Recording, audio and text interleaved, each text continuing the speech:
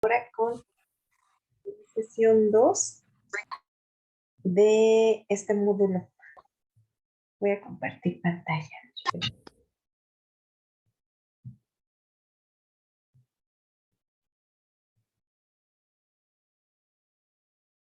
Bueno, el día de hoy vamos a ver algunas generalidades del encéfalo y después algunos aspectos relacionados con el funcionamiento de nuestro sistema nervioso central y cómo algunas modificaciones podemos nosotros hacer para lograr un mejor aprendizaje en los alumnos. Bueno, primero, esto tal vez ya lo hemos escuchado muchas veces, que nosotros tenemos dos hemisferios, un derecho, un izquierdo, y que nosotros también, a su vez, el cerebro se divide para su estudio en lóbulos. Entonces, primero les pongo esta imagen porque usualmente se ha señalado que tenemos un hemisferio mucho más emotivo, creativo, emocional, que sería esta parte derecha, y que el hemisferio izquierdo sería esta parte más racional, matemática, lógica, y que la mayoría de las personas tenemos una dominancia del hemisferio izquierdo. En el caso de cómo nosotros preferimos el uso de la mano derecha o izquierda, eso es un indicador de cuál de los hemisferios es el que está dominando en nuestro cerebro. Entonces, las personas que somos diestras tenemos un mayor hemisferio izquierdo, y las personas que son zurdas tienen un mayor dominio del hemisferio derecho. Aunque tenemos dos hemisferios, y usualmente se señala que el hemisferio derecho es el hemisferio creativo, algo que se ha estudiado en los últimos años es que la creatividad no solamente está en el hemisferio derecho. Entonces sería un error pensar que los niños o niñas que son zurdos tienen mayor creatividad que las personas o los niños o niñas que son diestros. La creatividad, como muchas otras habilidades que podemos nosotros presentar, trabajan ambos hemisferios en conjunto para poder llevar a cabo las funciones. Entonces, hay que tener mucho cuidado de no repetir como este tipo de información que es imprecisa, insisto, como pensar que las personas zurdas son más creativas que las diestras, solamente por la dominancia del cerebro. Hay mayor facilidad tal vez para la comprensión, no sé, de algunos elementos. Por ejemplo, si somos diestros, somos más hábiles en las cuestiones matemáticas, más hábiles en las cuestiones lógicas. Las personas zurdas van a ser mucho más emotivas, mucho más, tener mayor habilidad para esta parte del arte, pero no se debe de pensar que solamente se involucra el hemisferio derecho para la parte de la creatividad. O sea, ambos hemisferios están trabajando. Lo que conecta a los dos hemisferios es algo a lo que se le llama el cuerpo calloso. El cuerpo calloso va a ser una estructura que está conectando ambos hemisferios. En el caso de las mujeres, nosotros tenemos un cuerpo calloso más grande que los hombres. ¿Esto qué quiere decir? Tenemos un cerebro mucho más conectado. Las mujeres tenemos mayores conexiones entre ambos hemisferios. Eso tampoco significa, por eso hay que tener cuidado con la interpretación que hacemos de este tipo de información, el que las mujeres tengamos un cuerpo calloso más grande, más conectado, que tengamos los dos hemisferios más conectados, no significa que necesariamente seamos más inteligentes, ¿ok? Solo que tenemos más conexión del derecho con el izquierdo. Los hombres tienen un cuerpo calloso menos conectado. ¿Qué implica esta conexión a nivel de procesamiento de conducta? Cuando una mujer va a tomar una decisión, se nos viene información de ¿y qué va a pasar al futuro? ¿Y cómo se va a sentir tal persona? ¿Y qué voy a pensar yo después? O sea, pensamos muchas más situaciones. El hombre no. El hombre es así como, ¿qué cuesta esto? ¿No? Así como, ¿qué va a pasar esto? Y ya. Ay, no sé si me congelé. ¿Sí me escuchan? ¿Sí? Ah, gracias, gracias, Yadira. Entonces, hay que tener cuidado en la interpretación, insisto, de esta información. Así como decíamos que una persona zurda no necesariamente es más creativa que una persona diestra, una mujer no necesariamente es más inteligente que un hombre, aunque a nivel fisiológico sí tenemos más conexiones en nuestro cuerpo calloso. Esto también se debe por unas cuestiones de funcionalidad. La mujer, por ejemplo, cuando por ejemplo, está siendo mamá, cuando es mamá, la mujer es capaz de poder salir de este estado de sueño por escuchar al bebé, porque tiene más conexiones, entonces va a estar más alerta, a diferencia del hombre que aunque tenga un hijo, puede estar el bebé llorando y no notarlo. Entonces, ojo, esta conexión, esta mayor conexión en el cerebro de las mujeres puede jugar a nuestro favor o en nuestra contra. ¿Qué quiere decir esto? Tal vez si nosotros tenemos estudiantes niñas, ellas van a ser más difícil a veces que participen porque se van a cuestionar más así como que qué va a pasar si me equivoco, si me regañan, si se ríen de mí, si en cambio el hombre no, el niño va a participar, ¿no? Como con menos limitaciones de estar pensando en todas las situaciones posibles.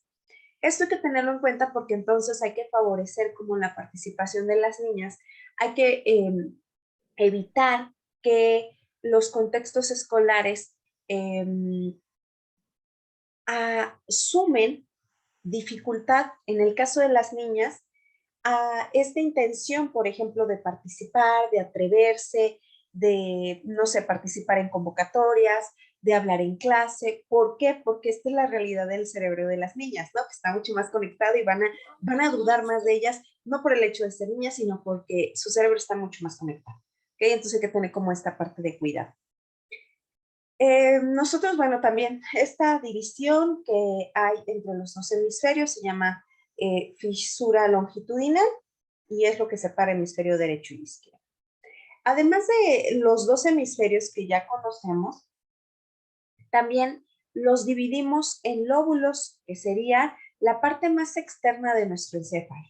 El lóbulo frontal, el lóbulo parietal, el occipital hasta atrás y los lóbulos temporales a los costados. Y bueno, estas circunvoluciones, que las circunvoluciones son todos estos pliegues que tiene la corteza, ¿con qué intención?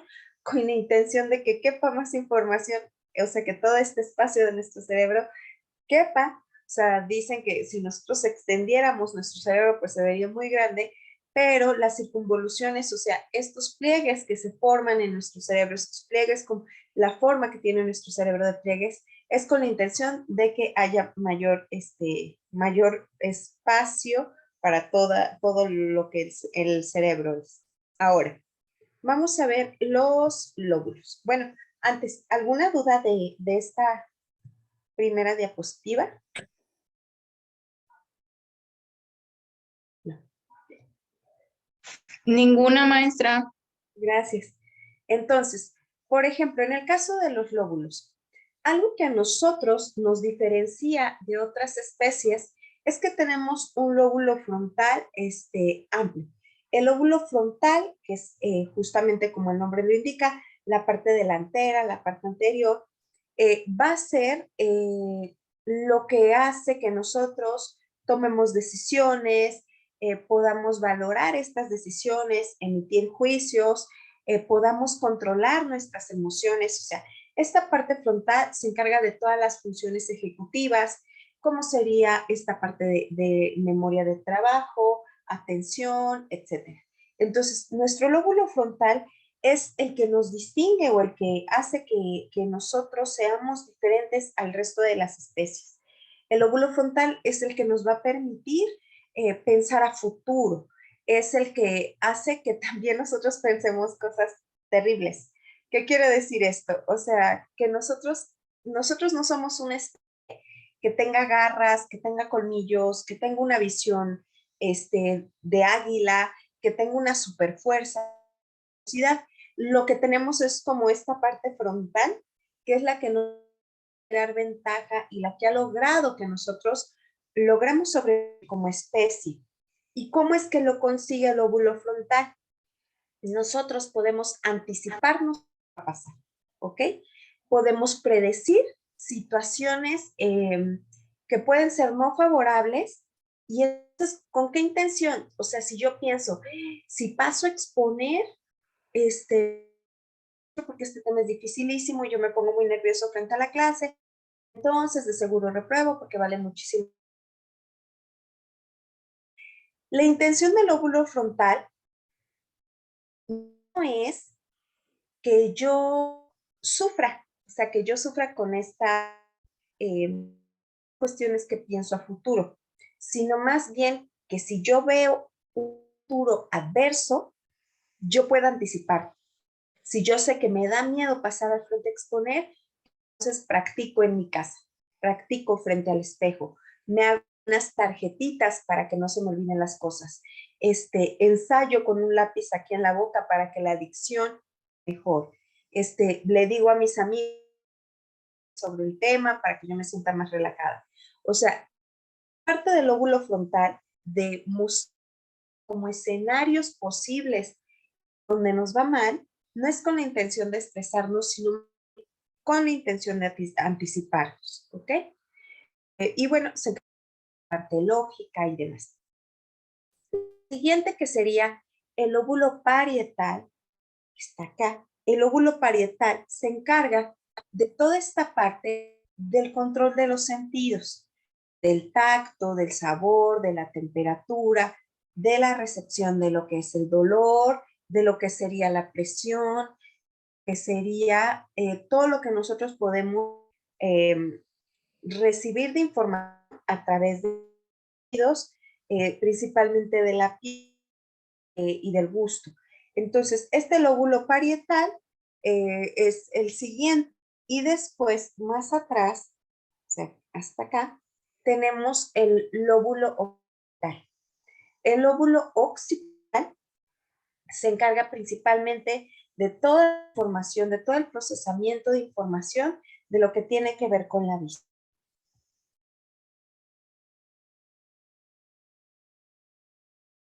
Me dicen que se está cortando mucho la transmisión. ¿Se está cortando?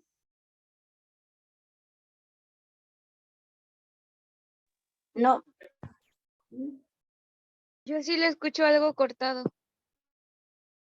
sí. Quienes me dicen que todo bien. Ok. Este, eh, dicen que sí se escucha bien. Ok. Tal vez son sus conexiones. De todas formas, desconecto la red a ver si así tengo mayor señal. Ok. Les comentaba, lo occipital, parte de la visión, ¿no? Por eso de repente en estas novelas de la televisión la gente se pega aquí atrás y se daña la visión porque básicamente los tienen una afectación si nosotros dañamos el lóbulo occipital, que es la parte que interpreta que, o sea, haya sensibilidad en los ojos, la interpretación se hace en el lóbulo occipital, ¿ok?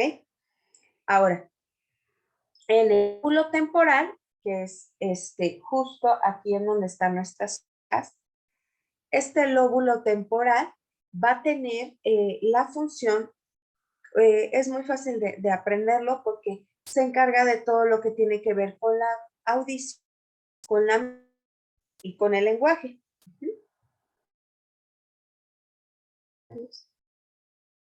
Ok.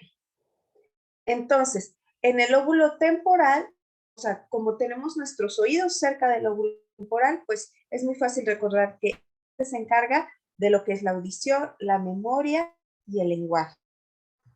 Estos son los 4 lóbulos que nosotros tenemos como parte de la corteza.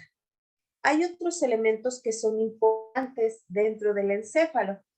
es diferente diferenciar qué es el cerebro y qué es el encéfalo. El cerebro son los lóbulos, los que acabamos de comentar. El encéfalo además suma lo que es el cerebelo, que es esta estructura. ¿Se alcanza a ver mi cursor? ¿Sí? Gracias. El cerebelo es esta estructura que es aparte de la corteza y el tronco encefálico. Entonces, todo esto junto, los lóbulos, el cerebelo y el tronco encefálico, forman el encéfalo. Y el cerebro son los 4 lóbulos. O sea, lo que es córtex cerebelo y es estructura. El cerebelo es su estructura que se denominó cerebelo porque significa pequeño cerebro. ¿Qué se le denominó pequeño cerebro? Porque tiene una gran cantidad de neuronas, aunque tiene muchísimas neuronas. Entonces, por eso se le denominó cerebelo, porque tiene una gran cantidad de neuronas. Ahí también los pliegues que alcanzan a ver, estos pliegues, hacen que se puedan concentrar mayor cantidad de neuronas. Se encarga de equilibrio, coordinación. Cuando nosotros tenemos un daño a nivel del cerebelo, la forma de caminar, nuestra marcha, la forma de mover los brazos se va alterada. Las personas que, por ejemplo, tienen una enfermedad que se llama ataxia, tienen una afectación en el cerebelo, bueno, dentro de muchas otras también del cerebelo, y son personas que aunque nuestros músculos, nuestros huesos, físicamente no hay la alteración que hay en el cerebelo, tengo una marcha rara. Para hacer equilibrio, el cuerpo hace movimientos muy exagerados cuando el cerebelo está fallando, ¿ok? Aunque físicamente yo, insisto, en mis miembros inferiores, en mis brazos, en mis piernas, yo no tengo un daño físico ahí. Al haber un daño en el cerebelo, el cerebro va a tratar de compensarlo haciendo movimientos muy amplios. O sea, yo voy a caminar haciendo los pasos muy grandes y también moviendo de manera amplia mis brazos para poder mantener el equilibrio. ¿Ok? Otro de los elementos importantes del encéfalo sería el tronco encefálico, que es lo que a veces las abuelitas nos decían que era la nuca, ¿no? Que nos decían, no te subas al árbol porque te vas a desnucar, te vas a pegar aquí, te vas a morir. Esa dichosa nuca que decían las abuelitas es el tronco encefálico y tenían mucha razón las abuelitas de que nos íbamos a morir si nos golpeábamos aquí. ¿Por qué? Porque el tronco encefálico se encarga de todas las funciones que son automáticas y necesarias para la sobrevivencia, como es la respiración, la frecuencia cardíaca y la presión arterial. Entonces, efectivamente, si nosotros nos pegamos aquí, si nosotros nos vayamos, dejaría de mandarle información este tronco encefálico y dejamos de respirar y el corazón deja de latir y la presión sanguínea se detiene. Entonces, ese tipo de cuestiones, si observan, se hace de manera automática. El tronco encefálico se encarga de estas funciones de respirar, de que nuestro corazón lata de manera automática. Ustedes ahorita no necesitan estar recordando, tengo que respirar, porque si no respiro ya me morí. O sea, no, estamos respirando de manera automática. Lo mismo no tenemos que estar pensando o mandando la orden al corazón de, a ver, corazón, late, late. Ah, hace 10 minutos se me olvidó ordenártelo y ya me morí porque ya se para el corazón. No, eso lo hace el tronco encefálico de manera automática. Y en cambio, por ejemplo, pues sí, este lóbulo frontal sí hace toma de decisiones de manera voluntaria. ¿Qué quiere decir esto? Que cuando yo identifico que viene mi mamá hacia mí, pues depende, ¿no? Si la veo de buenas, corro a abrazarla y si veo que está enojada, pues corro en sentido opuesto. Si hay una parte de voluntad, de intención, ¿ok? Pero en el tronco encefálico, pues esto se da de manera natural sin que yo lo esté planeando ni pensando. ¿Bien? ¿Dudas o comentarios de los lóbulos que nosotros tenemos? ¿No? A veces se considera que hay un quinto lóbulo. El quinto lóbulo sería el sistema límbico, que son las estructuras que vimos en la primera sesión. Todo lo que tiene que ver con hipocampo, tálamo, amígdala, núcleos basales, o sea, todas estas estructuras, pero que no se ven a simple vista porque están, como el nombre lo dice, son subestructuras corticales. Quiere decir que están en lo profundo. O sea, si nosotros abriéramos un cráneo y vemos la corteza, el sistema límbico no se ve. Tendríamos que hacer un corte transversal para verlo en lo profundo, hacia adentro, nuestro sistema límbico. Por eso a veces se le dice que son estos 4 lóbulos externos más un lóbulo interno, que serían las estructuras que vimos en la primera sesión.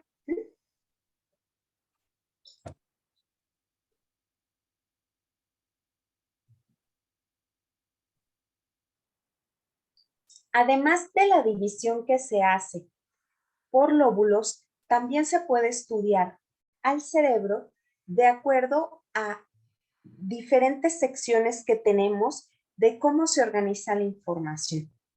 Por ejemplo, la corteza, cuando hablamos de corteza, son todos estos, toda esta parte de los hemisferios o de los lóbulos externa. La corteza cerebral es toda la parte externa de nuestro cerebro.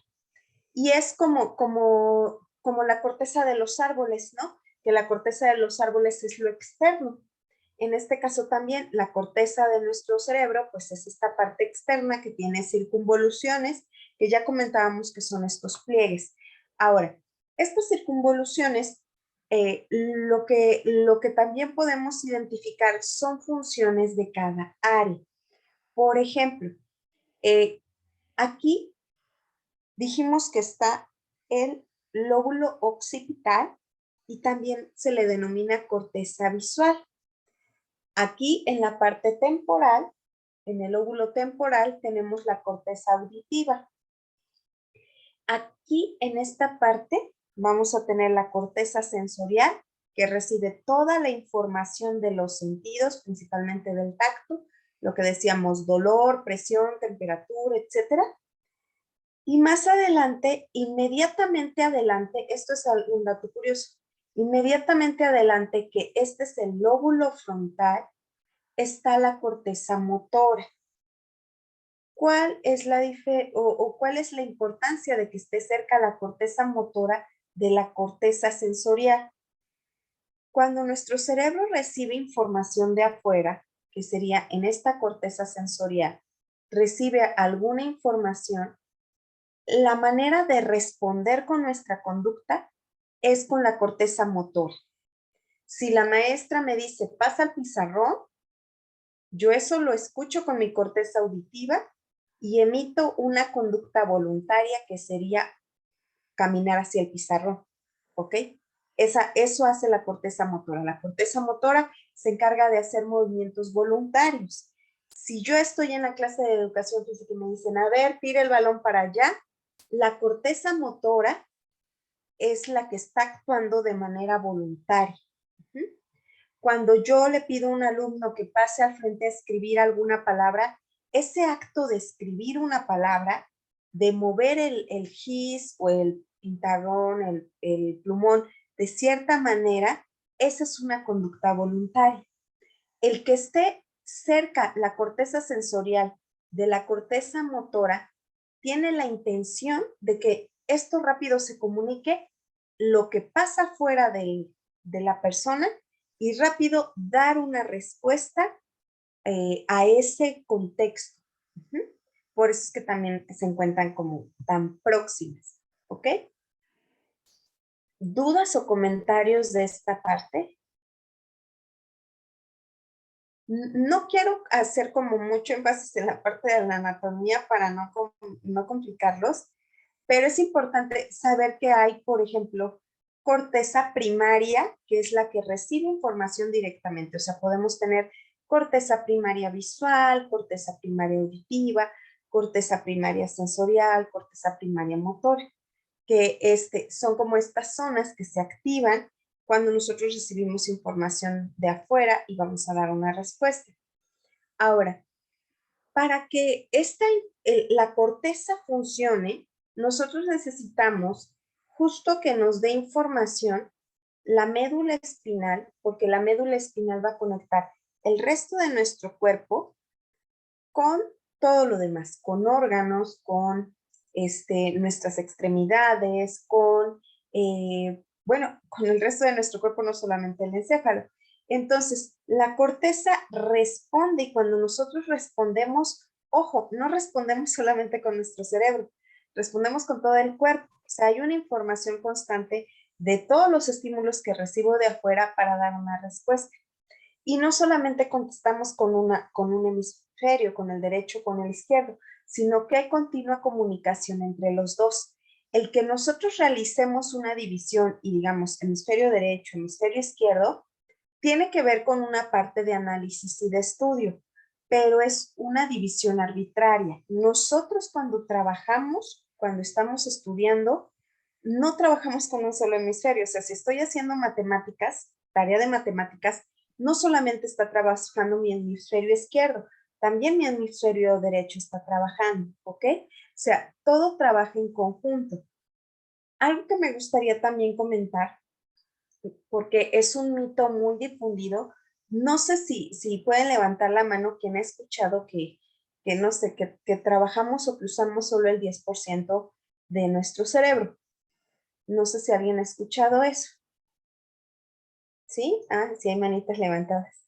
Que trabajamos solamente con el 10% de nuestro cerebro.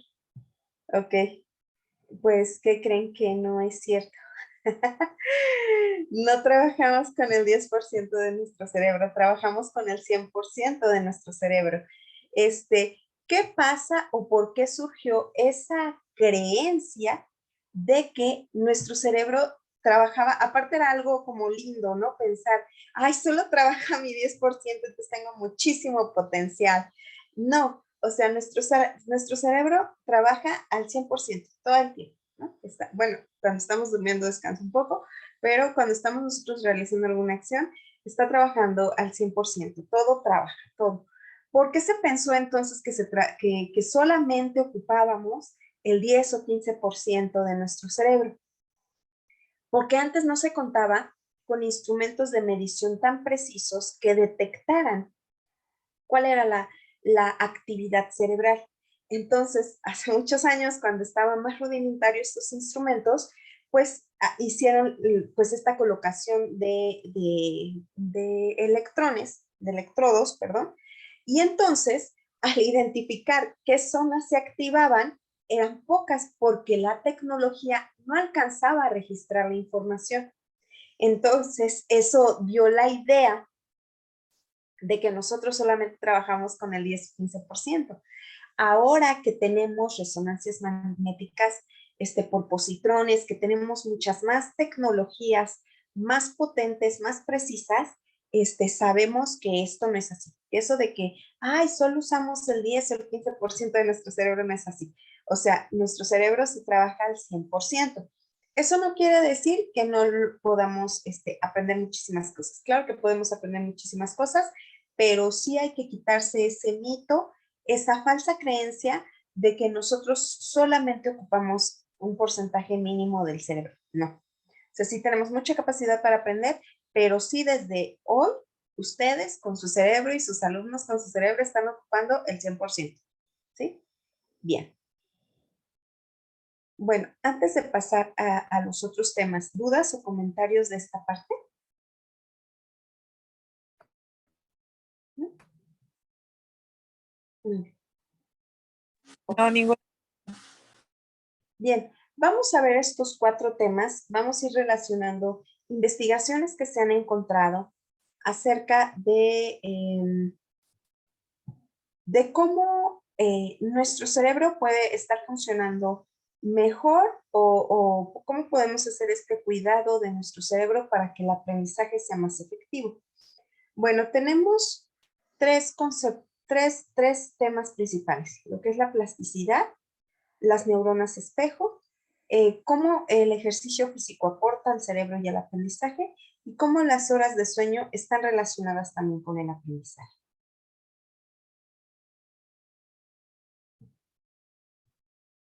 Primero, la plasticidad neuronal. ¿Alguien ha escuchado sobre este concepto? No, yo no. ¿No? Ok. Yo sí, pero no sé si es lo correcto, A ver, que creo que es la capacidad que tienen las neuronas de regenerarse.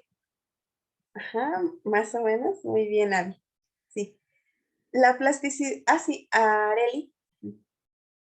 Disculpe, es la capacidad que tienen las neuronas para adquirir nuevos aprendizajes. Bueno, algo así. Sí, su capacidad es como una esponja, en otras palabras. La capacidad Ok, que tiene para moldearse. Su nombre lo dice, plasticidad, como plastilina, la capacidad que tiene para modificarse a lo largo de nuestra vida y en la etapa de la infancia es mucho más fácil que pueda realizar ese moldeo. ok, gracias, Areli. Muy bien. La plasticidad neuronal tiene que ver con la capacidad de las neuronas de establecer conexiones con otras neuronas. Es esta capacidad que tiene de establecer redes, de establecer muchas más conexiones con otras neuronas que estén junto a ella o bueno, que estén trabajando en funciones con ellas. La plasticidad neuronal se identificó primero en estudios con animales, con ratas. Eh, la plasticidad, como decían, habla de esta maleabilidad, de esta flexibilidad que tienen las neuronas de no solo mantener una red de comunicación, sino establecer nuevas redes con otras neuronas. La plasticidad neuronal lo que hace es que las neuronas creen estas redes, y aquí dice, se modifican a lo largo del desarrollo ontogenético. ¿Qué quiere decir?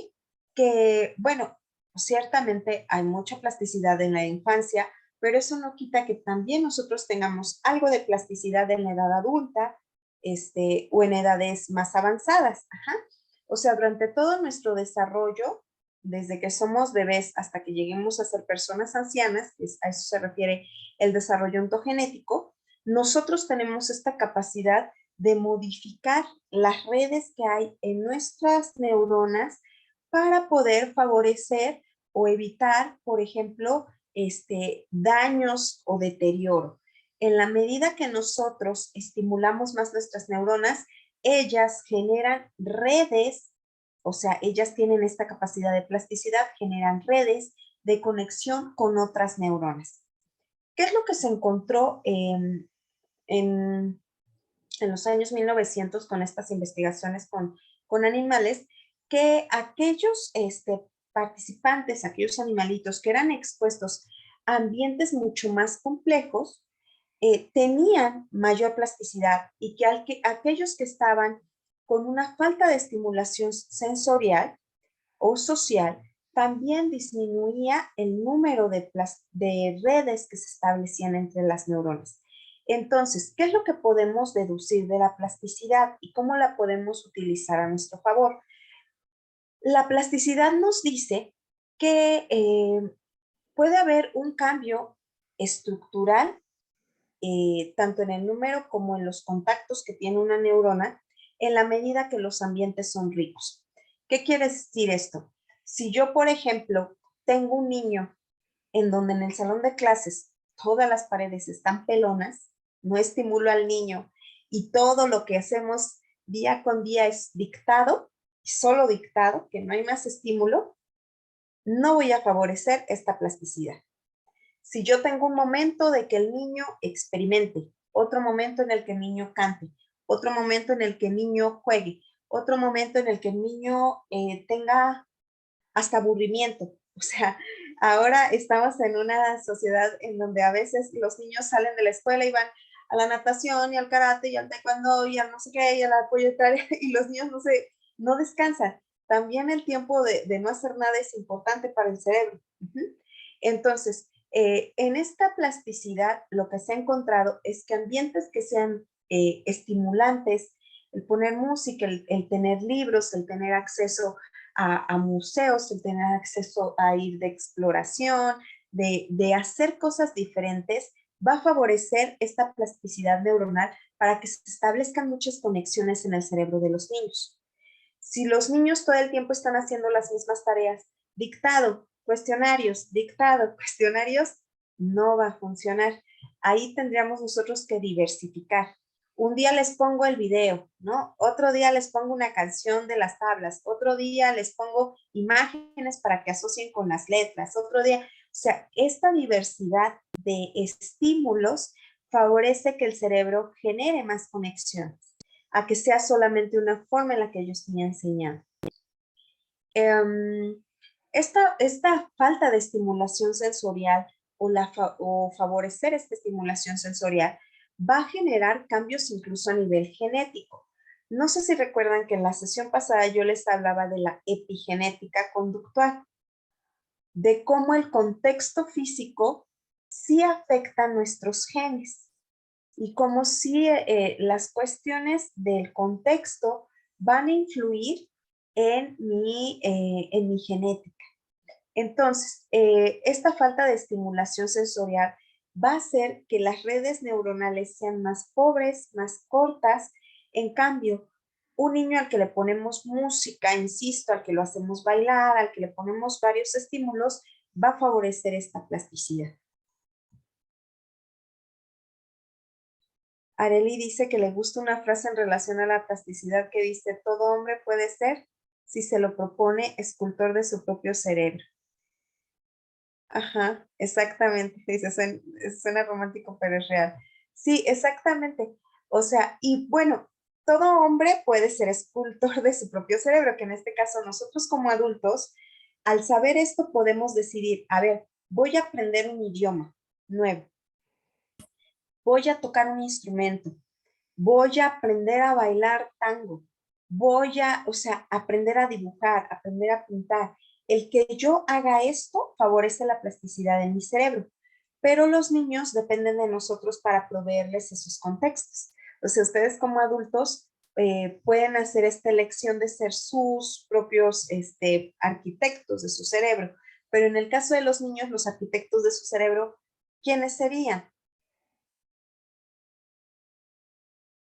Porque Nosotros, los ambientes, ay, perdón. sí. ¿Quiénes principalmente? Hay dos figuras importantes. Claro. Mamá, papá, la familia y nosotros como maestros, que somos los que los tenemos mayor tiempo. Exactamente. Los maestros y los papás. O sea, porque el niño no puede decir, yo me voy a clases de canto. O sea, no se puede. Pero como adultos lo podemos hacer, pero como niños necesitamos que un adulto nos lleve o nos ponga a hacer estas actividades. ¿Qué es lo que se encontró con estos animalitos con quien se hizo la experimentación? Que también ellos tenían mayor cobertura de mielina en sus axones. Explico un poquito. La mielina es una sustancia que recubre los axones. Un axón es la parte de la neurona que transmite la información. Es como la carretera por donde pasa la comunicación entre las neuronas. La mielina es como si nosotros le echáramos aceite a la carretera para que fueran más rápidos los autos. Entonces, la mielina es muy importante. Las personas, no sé si alguien ha escuchado de la enfermedad de esclerosis múltiple y de cómo hay afectaciones a nivel de que no puedes controlar tu cuerpo, no te puedes mover, incluso en afectaciones más graves no puedes ni Sí, pasar el alimento. sí, maestra, sí he escuchado de esa enfermedad. Y es terrible, ¿verdad? Así como que los síntomas son muy fuertes, deterioran mucho la calidad de vida de las personas. La esclerosis múltiple es una falta de mielina en los axones. Es un deterioro de esta, vamos a mal llamarle grasa o cobertura que tienen los axones, que el axón sería como este canal que comunica una neurona con otra. Entonces, la falta de mielina es muy grave porque genera un deterioro importante en la calidad de vida de las personas, insisto. Entonces, fíjense cómo cuando nosotros generamos un ambiente enriquecido, estamos evitando como este deterioro, porque un ambiente enriquecido ayuda a que estos axones, a que estas carreteras, a que estos canales de comunicación de la neurona tengan este recubrimiento necesario que es la mielina para poder pasar la información. Bien. ¿Cómo podemos generar un ambiente de mayor estimulación y también sugerirlo a los padres? Que haya presencia de libros en el hogar, y no solamente que haya presencia de libros en el hogar, sino que los niños, las niñas puedan tener acceso a ellos, ¿no? Que no estén de adorno, de, oye, no agarres esto porque lo vas a maltratar, sino que ellos puedan ir, explorar los libros, hojearlos. Otro elemento que se ha encontrado relacionado con la plasticidad es el nivel de educación materna y paterna. ¿Por qué? Porque obviamente el lenguaje que van a ocupar los papás, si tienen una mayor educación formal, va a ser más amplio. Esto no priva, ojo, de que los padres puedan ser unos buenos arquitectos del cerebro de sus hijos, aunque no tengan educación formal.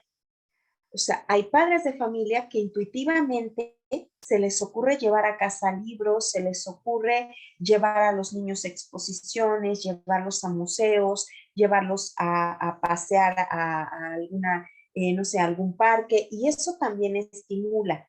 Ojo, no nos quedemos como con esta estigmatización de que los niños van a tener mayor plasticidad en la medida que tengan padres con mayor nivel educativo. Eso no necesariamente, o sea, sí se ha detectado, insisto, porque los padres con mayor nivel educativo van a procurar como esas experiencias de vamos al zoológico, vamos a viajar a no sé qué lugar, vamos al museo, vamos a un concierto, vamos a un taller de música, vamos, o sea, es más bien por eso, pero puede haber papás que son analfabetas, y aún siendo analfabetas pueden contribuir mucho a la plasticidad de sus hijos si hacen como todas estas experiencias.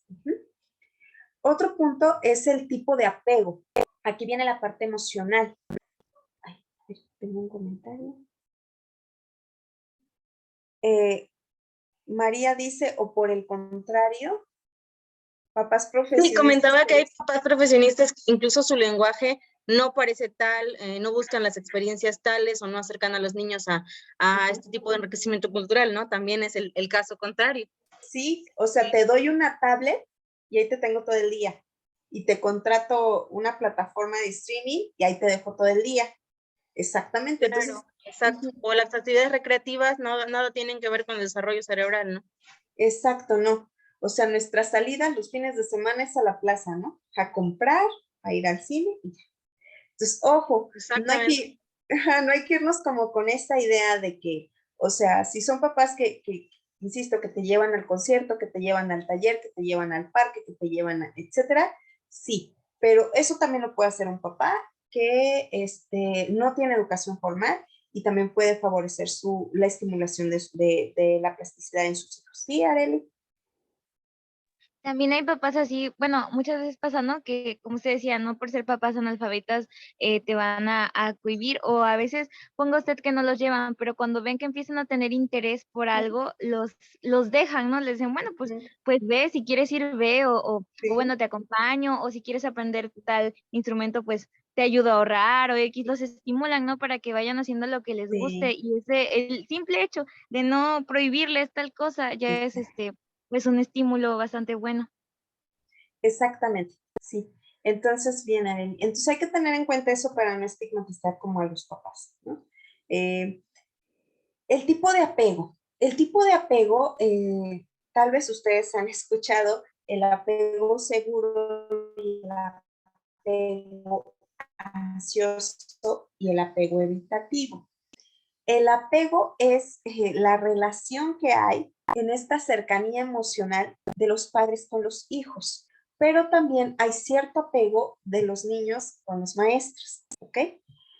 Un apego seguro es un apego en donde yo me siento querida, aceptada, aprobada por mi papá y por mi mamá, por mi maestra, por mi maestro, en donde me hacen sentir que yo soy una persona valiosa, que soy una persona querida.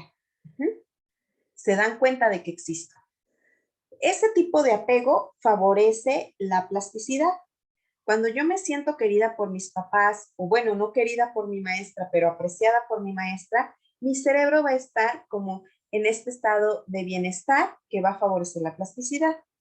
Pero si mi papá o mi mamá son súper estrictos, me regañan, solo conocen el número 10 de calificación, si mi maestro me regaña también muchísimo porque mi letra está fea o porque olvidé la tarea y me está regañando y me exhibe que qué flojo que soy, que cómo vengo sucio, etcétera, eso genera un apego ansioso o evitativo.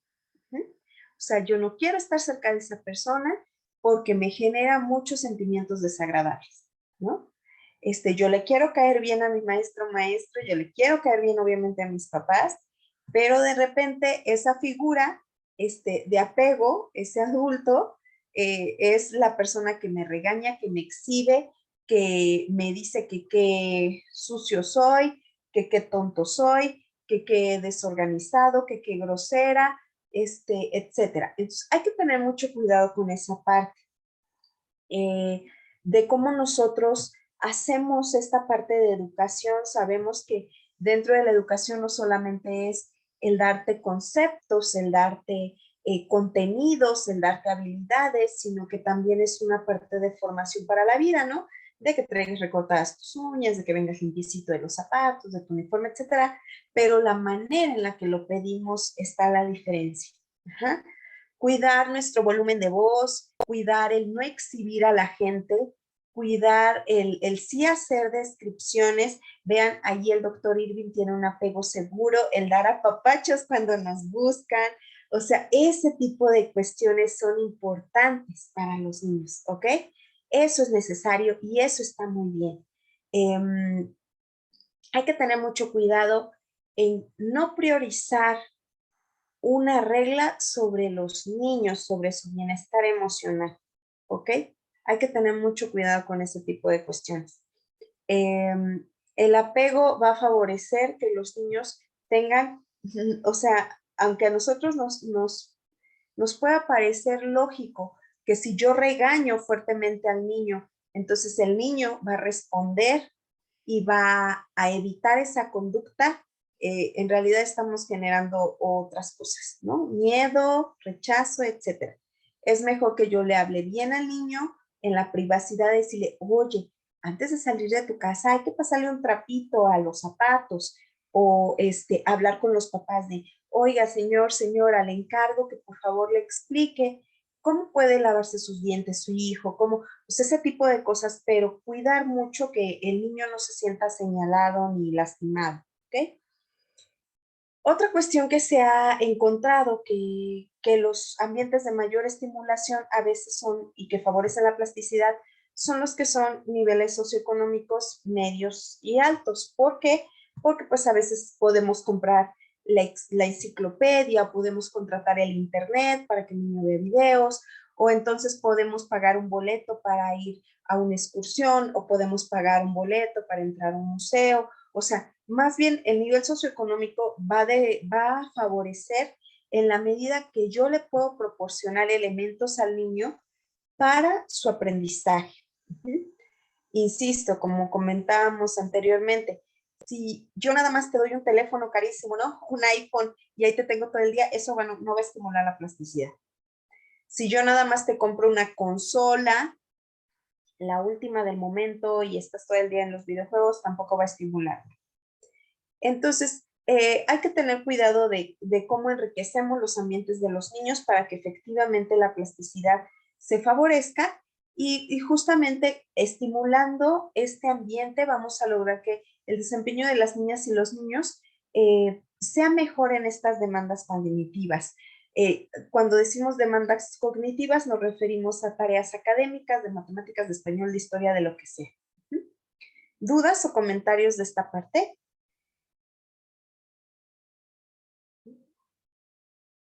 No, ninguna. Ok. Estas referencias aparecen hasta el final de toda la presentación. Por si alguien quiere leer algo más en profundidad, las referencias están al final de la presentación. Bien.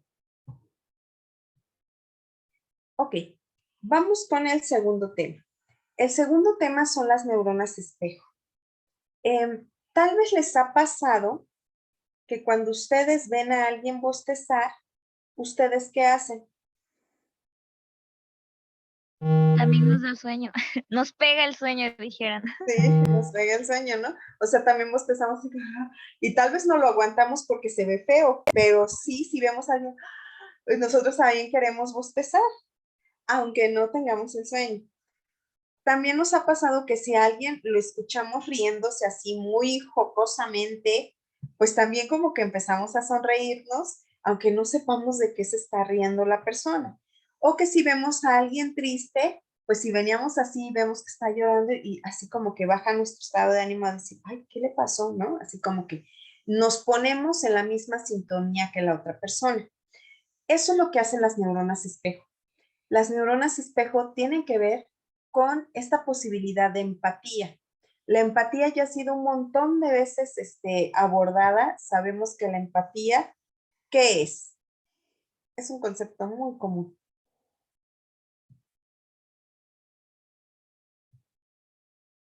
¿No? ¿Qué es la empatía? Ponerse en los zapatos del otro.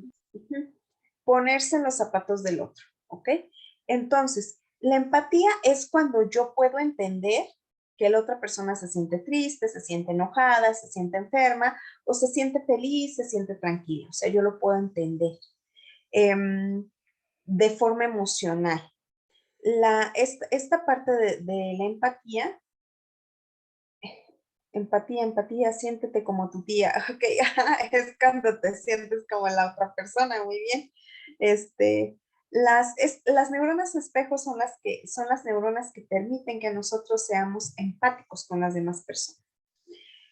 La importancia de estas neuronas es que no solamente se quedan a nivel de que yo capto la información. ¿Qué quiere decir esto? Me doy cuenta que la otra persona está triste o está cansada porque bosteza, sino que activan una acción en nuestro propio cuerpo.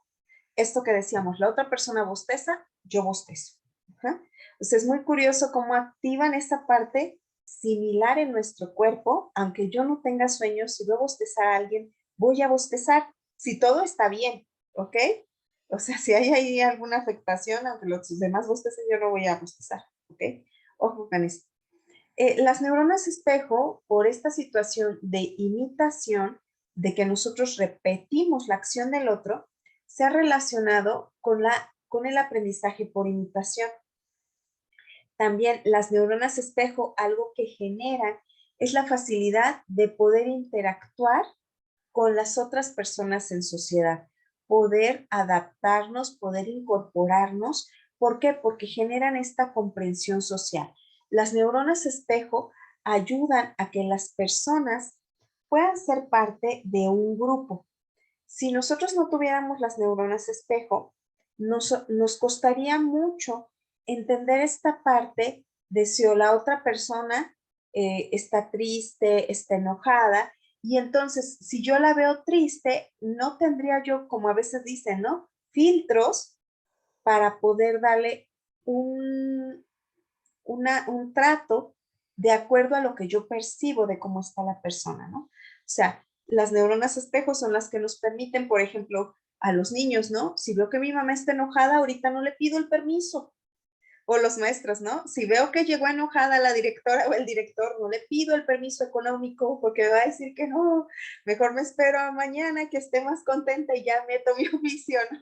Ese tipo de cosas, a eso nos ayuda las neuronas espejo, a saber leer a la gente para poder relacionarnos de manera más favorecedora.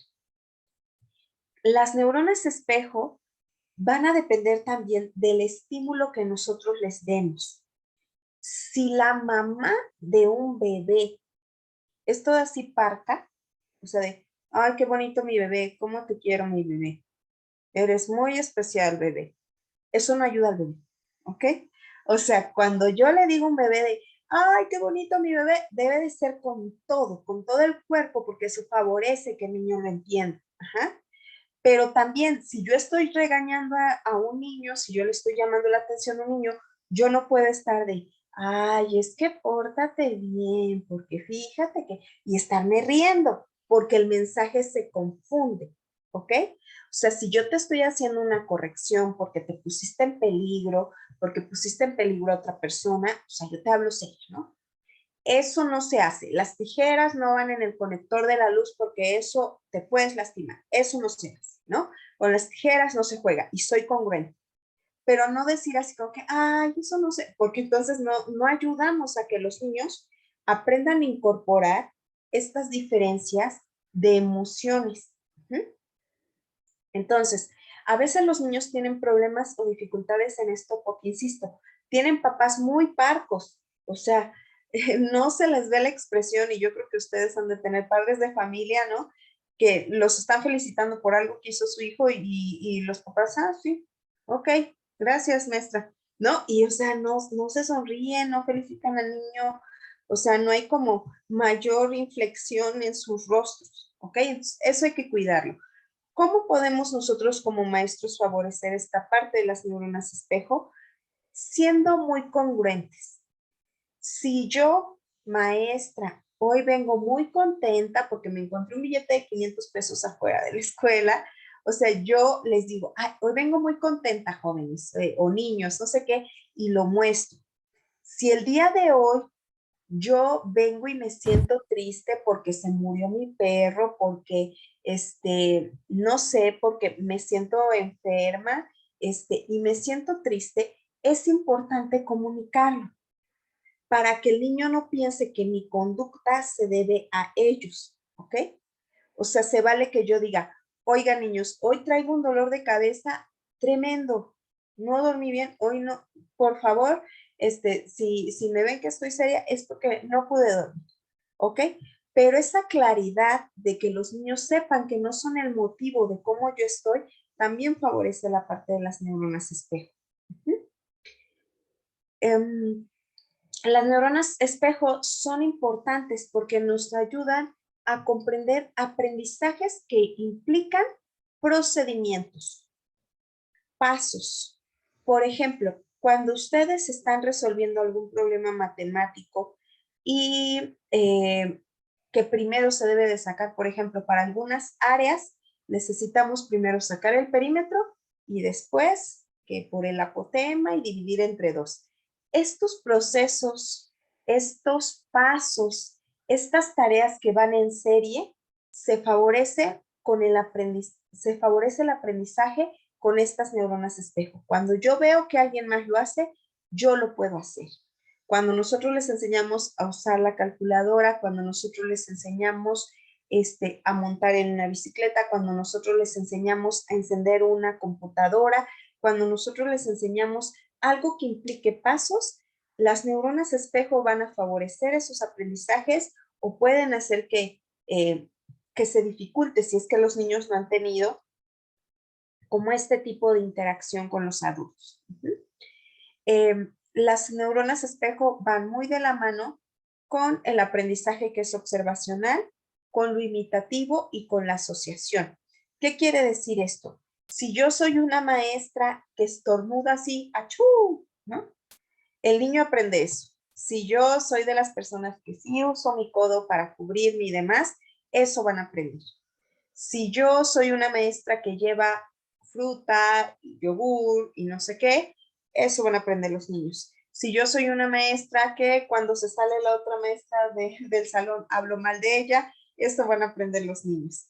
Si yo, al contrario, si veo que otra maestra, no sé, se cayó, necesita algo y yo ayudo a la maestra, eso aprenden los niños. Entonces, esta parte del aprendizaje procedural, observacional, imitativo y asociativo es muy importante porque son aprendizajes que nosotros no necesariamente explicamos paso a paso, pero como lo ven los niños, lo hacen, ¿ok? Entonces, aquí es esta expresión que de repente nos dice, en psicología, cuando nosotros decimos algo, pero nos comportamos diferente, hay una expresión que dice no alcanzo a escucharte porque tu conducta me grita. ¿Qué quiere decir esto? Si yo le digo al niño, sé respetuoso, no digas groserías, pero yo como maestra sí me cacho diciendo groserías y el niño me ha escuchado hablando mal de otros, aunque yo le esté diciendo verbalmente al niño, no hagas esto, él va a hacer lo que, lo que vea que nosotros hacemos. Si yo no le tengo que decir al niño, tira la basura en su lugar. Si ve que yo como maestra, como maestro, tiro la basura en mi lugar, ordeno mis cosas, el niño lo va a repetir. Esta parte también es importante como que la comuniquemos a los papás, porque a veces los papás y a veces también los maestros pensamos que el niño ya sabe cómo hacer las cosas. No, hay que mostrarle, hay que enseñarle, nos tiene que ver haciendo las cosas para que él pueda aprender esos procedimientos. Exacto, Yadira, los maestros son un ejemplo son el modelo de lo que los niños están observando. Muy bien.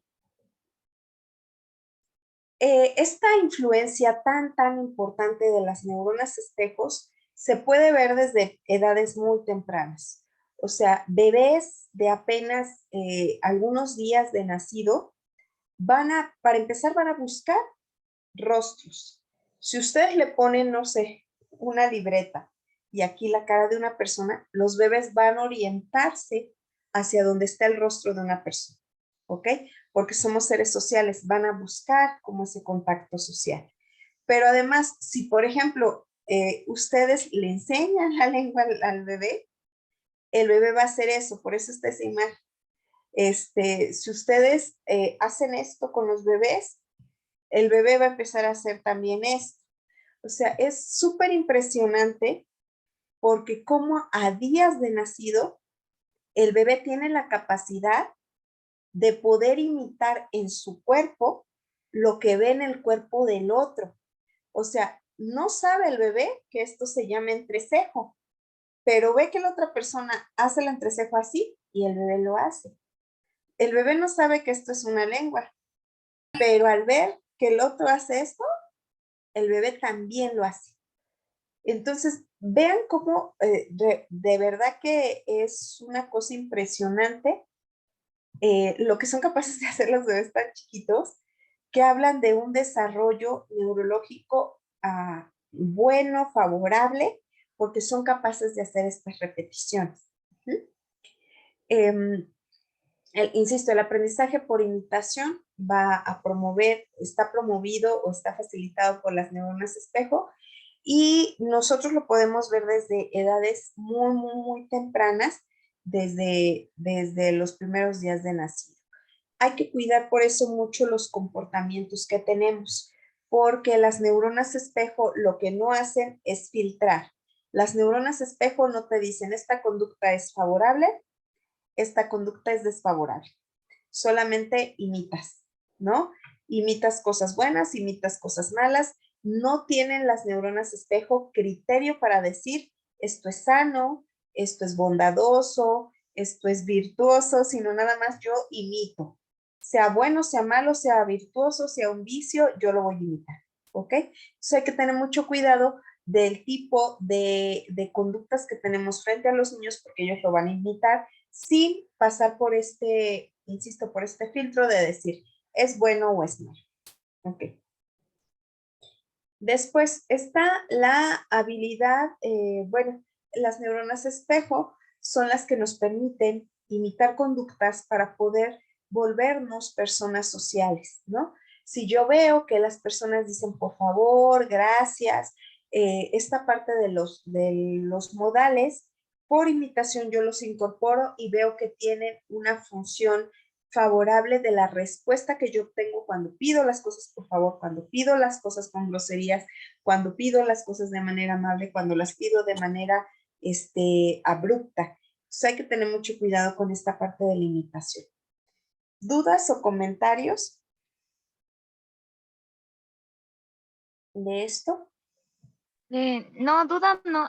Comentario, pues yo he trabajado con niños pequeños y sí se me hace bastante impresionante ver así como cómo van haciendo o imitándonos, porque por ejemplo, justo ayer estábamos enseñando un baile y los nenes primero como que se quedan quietos y uno pensaría, como otras maestras, ¿no? De muévelos para que ya empiecen a hacerlo. Y no, porque ellos me están viendo y ya conforme al segundo o tercer ensayo ya empiezan a moverse también, pero no te Ajá, dejan de ver, no te quitan la mirada y siguen y ajá. hacen literal como un espejito de ti y todo lo que hacen, si tú te rascas la nariz porque te picó, también lo hacen y se ven muy graciosos cuando hacen ese tipo de cosas. E igual cuando están entre niños, es también Ujú. bastante curioso Sí, verlos porque si está uno de 2 años y otro de unos 4 o 5 y ve que él llora y el chiquito se pone a llorar, el otro se sí, calma y lo ve y es como que ¿por qué llora también? Y cómo aprenden ajá. entre ellos también es bastante curioso observarlo. Sería nada más eso.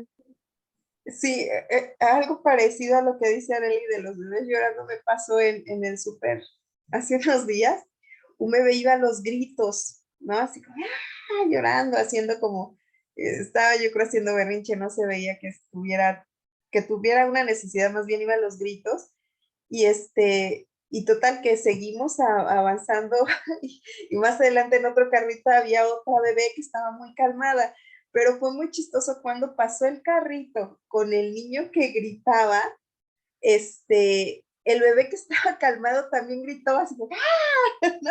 Y o sea, de notar al otro bebé, fue muy chistoso porque fue así como que, o sea, primero se quedó así asombrado de dónde viene, ¿no? Pero escuchó el grito y entonces ella también estaba muy a gusto y de repente, ¡ah! Gritó y la mamá la calmó así como que, no, bebé, y ya entonces la bebé así como que no siguió llorando, pero copió el sonido, o sea, aunque no lo vio, porque no estaban los carritos así, pero cuando alcanzó a escuchar, imitó. Entonces hay que tener mucho cuidado con las imitaciones de lo que queremos que nos repitan y lo que no queremos que nos repitan, pero hay que hacer mucha observación de lo que nosotros hacemos.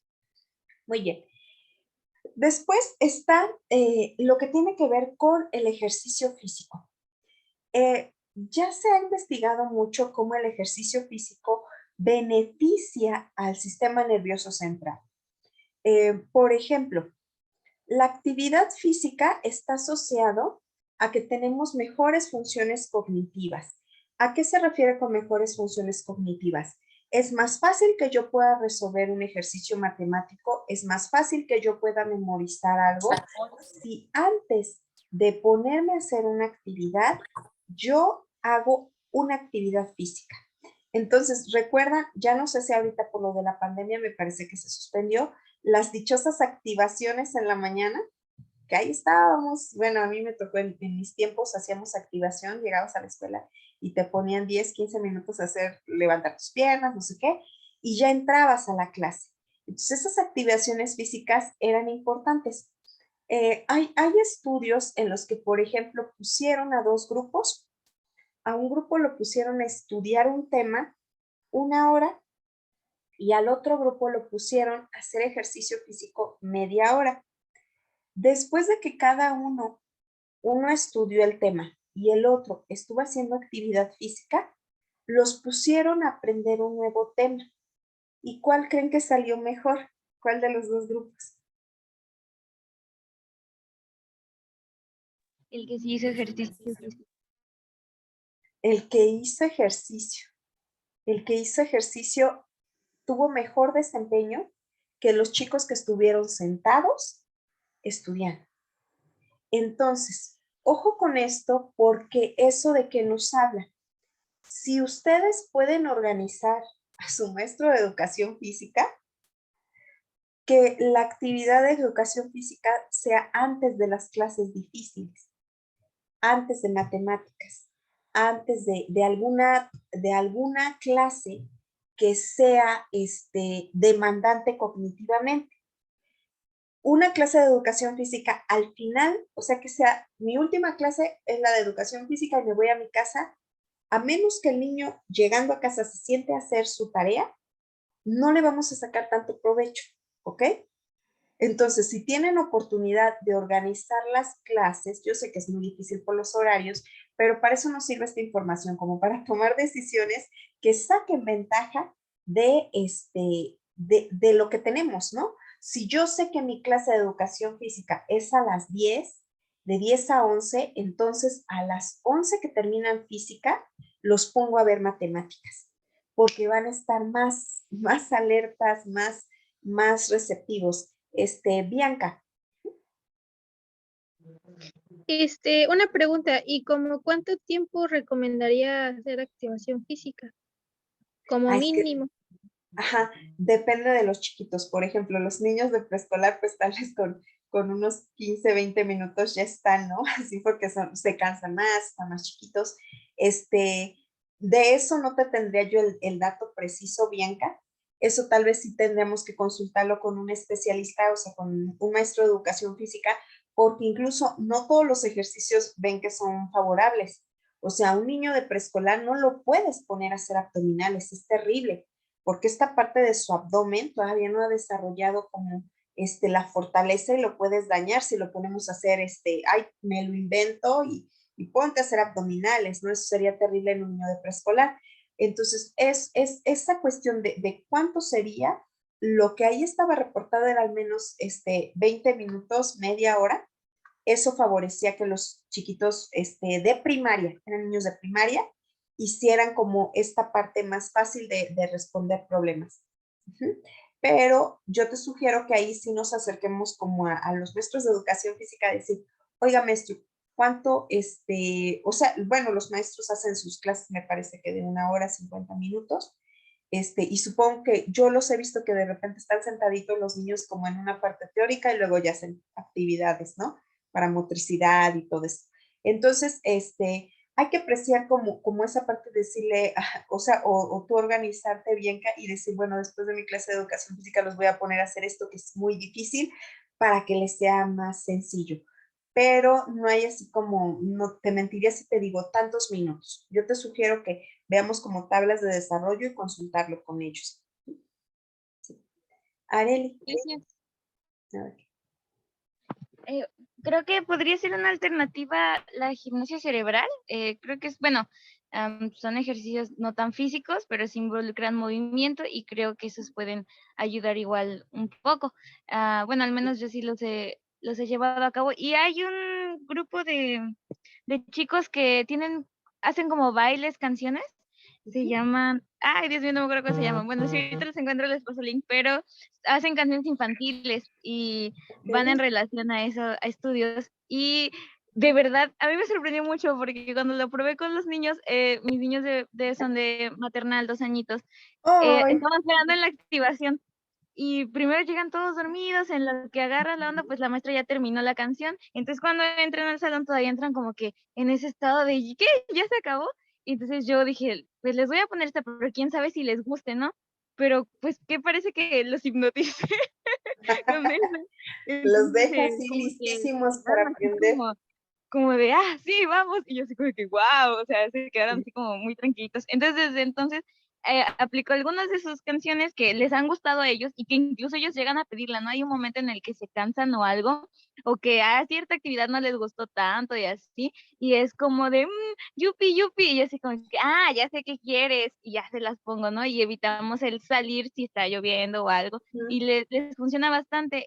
Esas actividades, bueno, para los más chiquitos, esa podría ser, y para unos de secundaria, primaria, podría ser los de gimnasia cerebral. Hay varios documentos, libros que están disponibles gratis en las redes.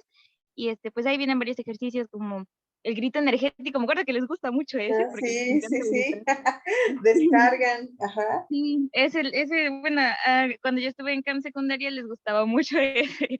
Entonces, ese podría ser como una recomendación que quizá podría utilizar mi compañera. Muchas gracias, Areli. Sí, como menciona Areli, ¿no? Tal vez los días no favorecen y hace frío, o tampoco tenemos todos los días educación física, pero podemos hacer o sea, sobre todo en esto, si yo veo ya mi grupo muy cansado, porque ya es viernes y ya es la última hora de clase y ya todo el mundo se quiere ir a su casa, ¿no? Y el maestro y la maestra también, porque somos humanos. Entonces, o sea, se vale hacer así como una pausa, destinar 10 minutos a hacer alguna actividad, esto de respiración, gimnasia cerebral, algún ejercicio para que terminen esa hora de viernes, última hora de clase, con mayor energía. O sea, si ustedes invierten 10 minutos, no van a ser 10 minutos perdidos. Son 10 minutos invertidos a que los niños nuevamente se activen para la última parte. Algo que ayuda mucho, que también se ha encontrado mucho y que a veces todavía en las primarias y los preescolares se da. Miren, Areli les pasó ahí un link para despertar las neuronas en el chat. Gracias, Areli. Y entonces, algo que se ha encontrado que funciona mucho es que los niños vean espacios verdes.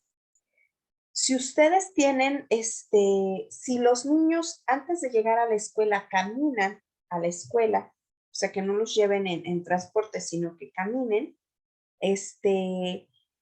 y vayan viendo espacios verdes, eso también estimula el cerebro para que ellos lleguen con mayor recepción a la clase.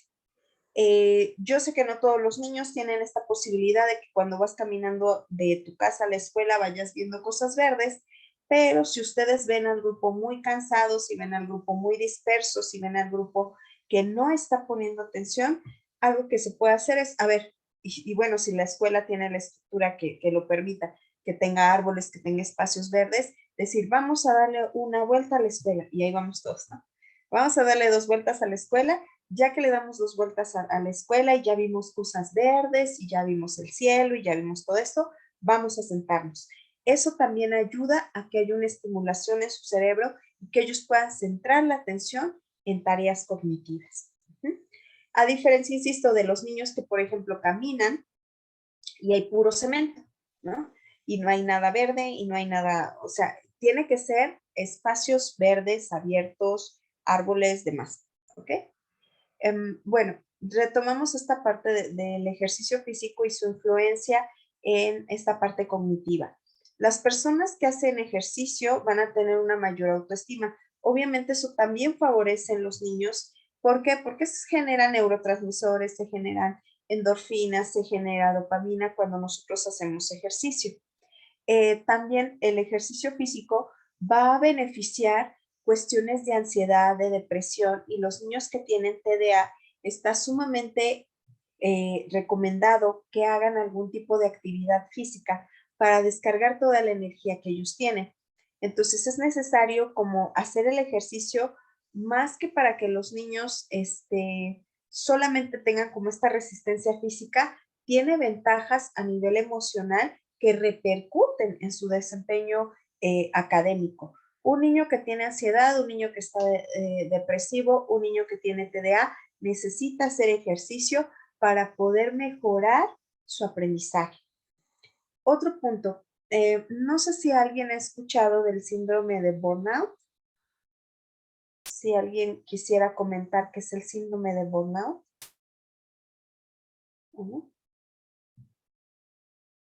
Ok, el síndrome de burnout, como la palabra lo dice, es estar quemado, ¿no? Esta palabra en inglés de estar quemado. El síndrome de burnout es un síndrome que se genera por un estrés crónico. ¿Qué quiere decir esto? Cuando un niño o una niña están expuestos a un estrés diario, que el maestro grita, que el maestro regaña, que el maestro llega de malas al salón, que el maestro exhibe cuando te equivocas, este tipo de cosas puede generar burnout. El burnout tiene 3 características. Es un síndrome que tiene 3 síntomas principales. El primer síntoma es que hay un cansancio crónico. O sea, ahora sí, aunque duermo, no descanso, no me recupero. O sea, los niños muestran un cansancio, o sea, aunque hayan pasado el fin de semana, el lunes llegan igual cansadísimos, sin querer hacer nada. Hay un cansancio crónico.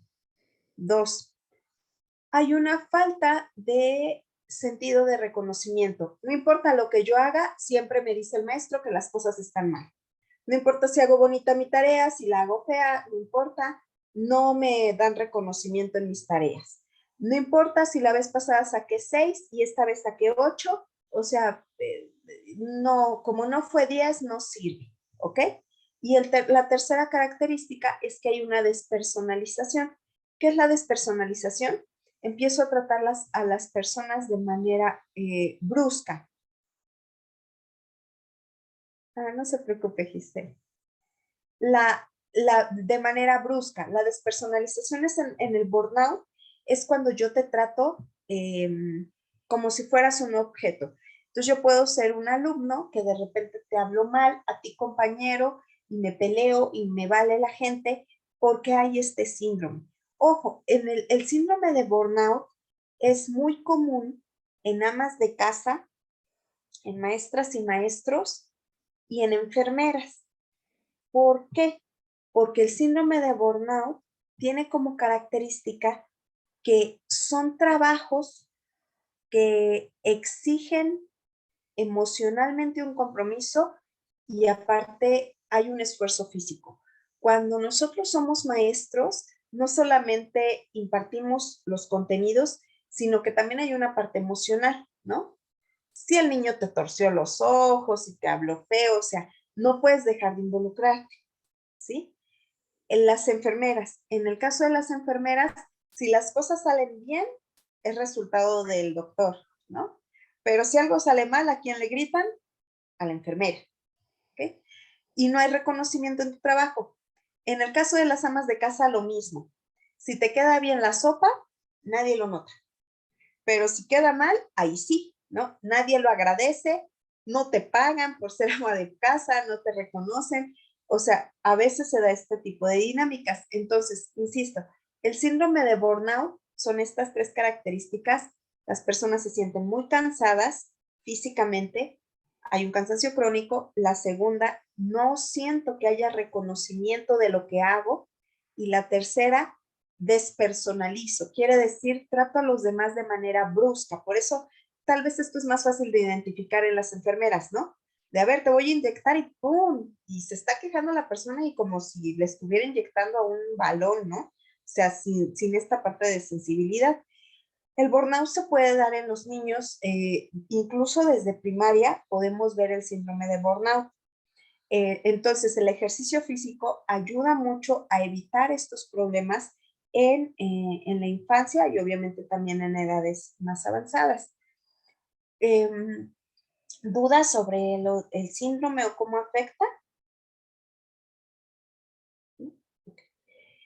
Cuando nosotros hacemos ejercicio, estamos evitando un estrés crónico y ya se tiene evidencia de que la materia gris, que es de lo que está compuesta nuestra corteza, aparte de materia blanca, de esta parte frontal, del lóbulo frontal que dijimos, se ve disminuida y también de la parte temporal.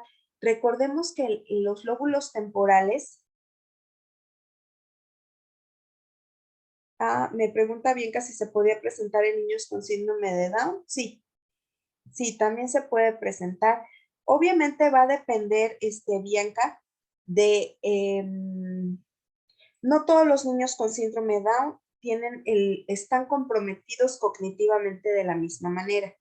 O sea, hay todo un abanico, ¿no? Hay niños con síndrome de Down que son sumamente funcionales. O sea, tenemos como este ejemplo hay un chico español que se llama Pablo, que incluso hizo una licenciatura. Pero hay niños o niñas con síndrome Down que su Down tiene muchas más afectaciones que incluso no logran desarrollar lenguaje. Ajá. Los niños con síndrome Down que no logran desarrollar lenguaje porque está más comprometido, más afectado su sistema nervioso, no van a alcanzar a cachar con este estrés como tal. Tal vez no van a poder estresarse, pero tal vez los tres síntomas que yo les comentaba no los van a alcanzar a demostrar. Tal vez el cansancio sí, pero la despersonalización no tanto, o la falta de reconocimiento. Pero un niño con síndrome de Down que esté como en el borde, que esté menos comprometido, posiblemente sí va a presentar los síntomas, los tres. Bien. Perla. Sí, buenas tardes, maestra. Buenas tardes. Yo quisiera preguntarle qué estrategias se pudieran tomar. No estoy diciendo que ya mi sobrina tiene el síndrome de burnout, pero sí ha tenido ese tipo de problemas en la primaria. Ella terminó su preescolar, inició la primaria en pandemia, entonces ha sido un poco difícil adaptarse. Entonces, ha tenido ese problema con su maestra. Entonces, ella dice, es que ya no quiere ir a la escuela, es que aunque yo me esfuerce, no me dice que me quedó bien, o vaya, no hay esa motivación por parte del docente. Entonces ella a veces nos dice, es que no quiero ir a la escuela, o ya no quiero ir, yo ya me sé lo que me está diciendo la maestra, pero ella piensa que no, o siempre le hace comentarios negativos acerca de ella. Ella va en tercero de primaria, entonces quiero saber qué otra cosa le puedo incitar para que se motive para asistir, a pesar de que haya esos comentarios de parte de su docente. Ajá. A veces, Perla, pues sí podemos hablar con el docente y comentarle, ¿no? Pero a veces depende de la madurez emocional de la docente para asumir un error y decir, ok, lo voy a tener en cuenta. Y a veces, pues, tememos que haya represalias, ¿no? Así como si le digo algo, la maestra la va a tratar peor. Lo que se puede hacer también en la casa es, por ejemplo, si ustedes le ayudan con la tarea en el sentido de que, a ver, vamos a hacer la tarea que te pidieron, ok, y ya cuando yo te la reviso, así como que digo, ay, qué bien te quedó y te puedo dar una estrellita. O podemos tener un tablero, esto es muy común que lo tengan, estos tableros que son como fichas económicas, ¿no? De, ay, mira, has hecho tantas cosas bien, entonces este fin de semana vamos a ir a pasear porque has hecho tu tarea todo bien. Pero hacer ese reconocimiento en casa. No basta con que nosotros recordemos que los niños pequeños a nivel de preescolar y primaria, no basta con que yo le diga, muy bien, no, tiene que haber una conducta. Si yo te digo que qué bonito tu dibujo, es porque lo voy y lo voy a pegar en el refri. Si yo te digo que qué bien tu tarea, te voy a regalar una estampita. Si yo te digo, o sea, debe de haber algo más que solamente la palabra. Jessica, se te activó. Entonces, Perla, yo te sugeriría que si se puede hablar con la maestra, lo hagan. Si es una persona con la que no se puede, sí hay que explicarle esta situación a la niña, pero entonces darle su reconocimiento en casa sobre esas tareas. O sea, si solita hace la tarea y después tú se la revisas, decir, ay, mira, muy bien, ya te aprendiste eso, y tú le puedes tener como una libreta extra o incluso te digo, como esta hojita blanca de fichas de decir, mira, muy bien, hiciste tu tarea hoy muy bien, y así, para que ella vea ese reconocimiento. Okay. Gracias, maestra. Nada de que, creo que hay un comentario en el chat. Ah, creo que era tuyo, ¿verdad? Perla. La duda de... Sí, era el mío. Gracias. Sí. Fíjense cómo los maestros tenemos muchísimo impacto en las personas. O sea, cómo, pues gracias por la confianza, Perla, de comentarnos de tu sobrina. O sea, cómo debemos de tener mucho cuidado en cómo tratamos a los niños, porque sí genera como este malestar de ya no quiero ir a la escuela y no quiero aprender y no.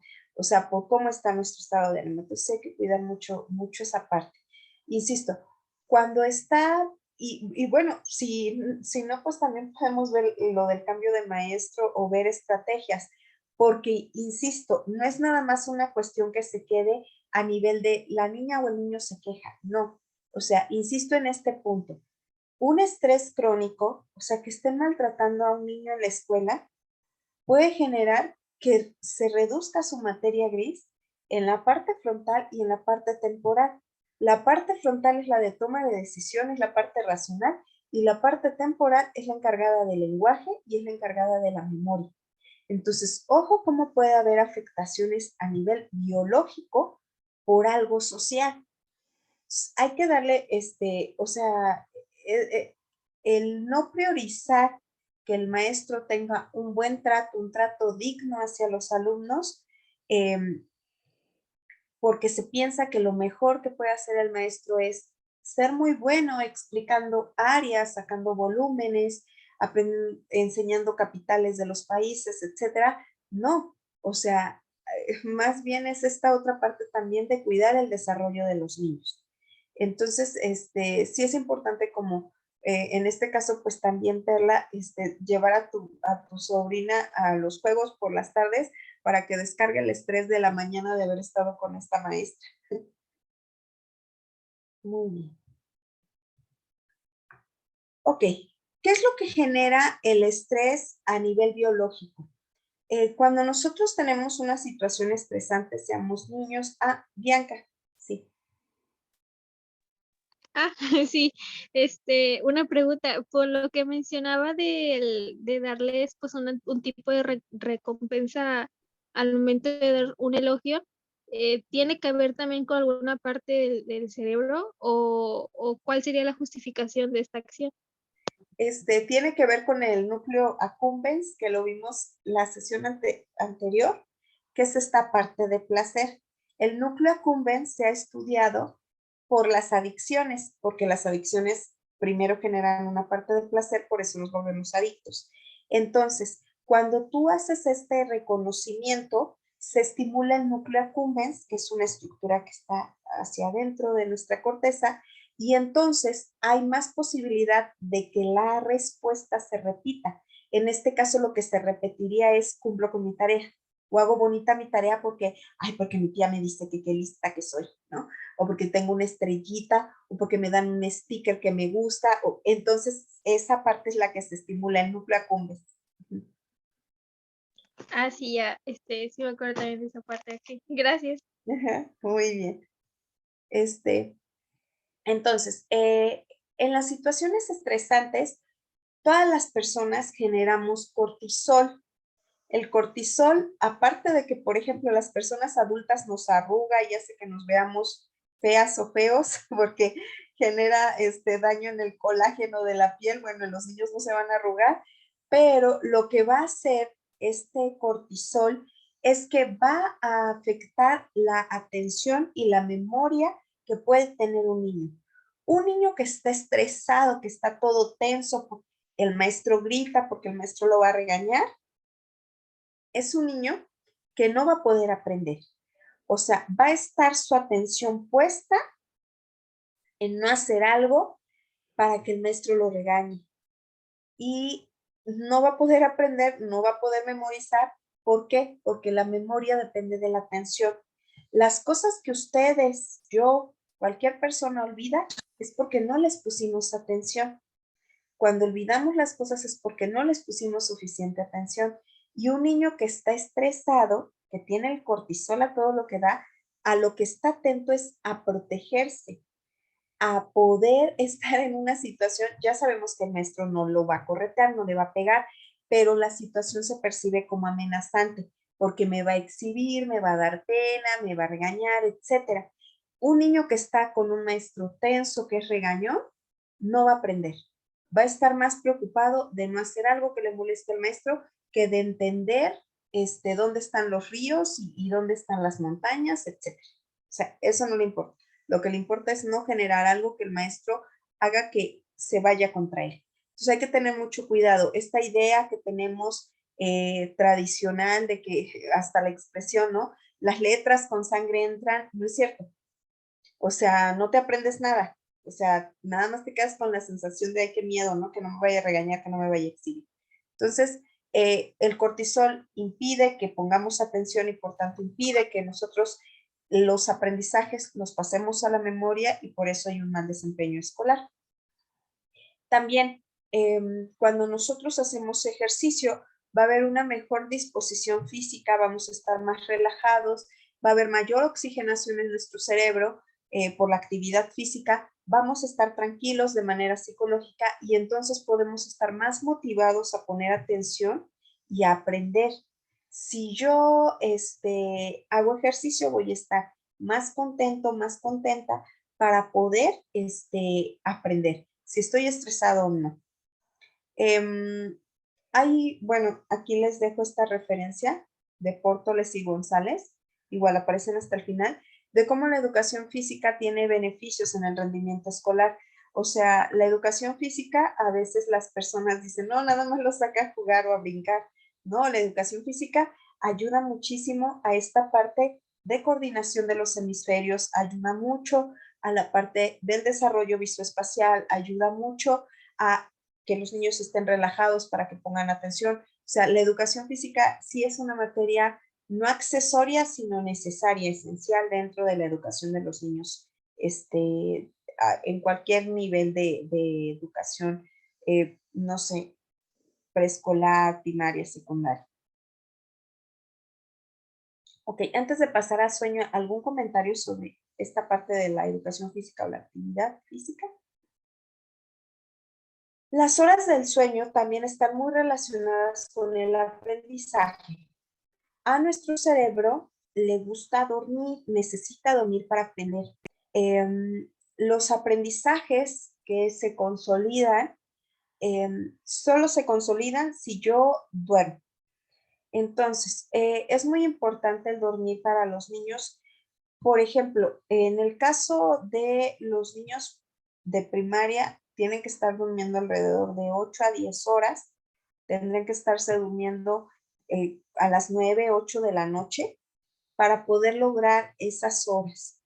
Cuando nosotros dormimos lo suficiente, logramos controlar niveles de estrés, favorecemos la parte de la memoria, toda la parte del sistema inmunológico se recupera y entonces podemos enfermarnos menos, podemos estar más atentos, podemos aprender más. También hay un concepto que acuñó Golombek, que es cronoeducación. La cronoeducación es muy interesante porque lo que nos dice es que cada persona, más bien cada etapa de desarrollo, tiene ciclos de sueño diferentes. Les comparto como esta experiencia exitosa que hay en Canadá y en Inglaterra. Lo que se investigó en Canadá y en Inglaterra, aunque ahorita estamos comentando de niños, fueron estudios con adolescentes. Los adolescentes funcionan mejor más tarde. Un adolescente a las 7 de la mañana no está en sus 5 sentidos. Ojo, no es que los adolescentes son flojos. No sé si aquí tenemos maestros de secundaria. ¿No? Son de chiquitos, de niños de preesco más chiquitos. Bueno. Yo he estado con secundaria, pero ahorita no, pero sí he trabajado con secundaria. Ah, ok.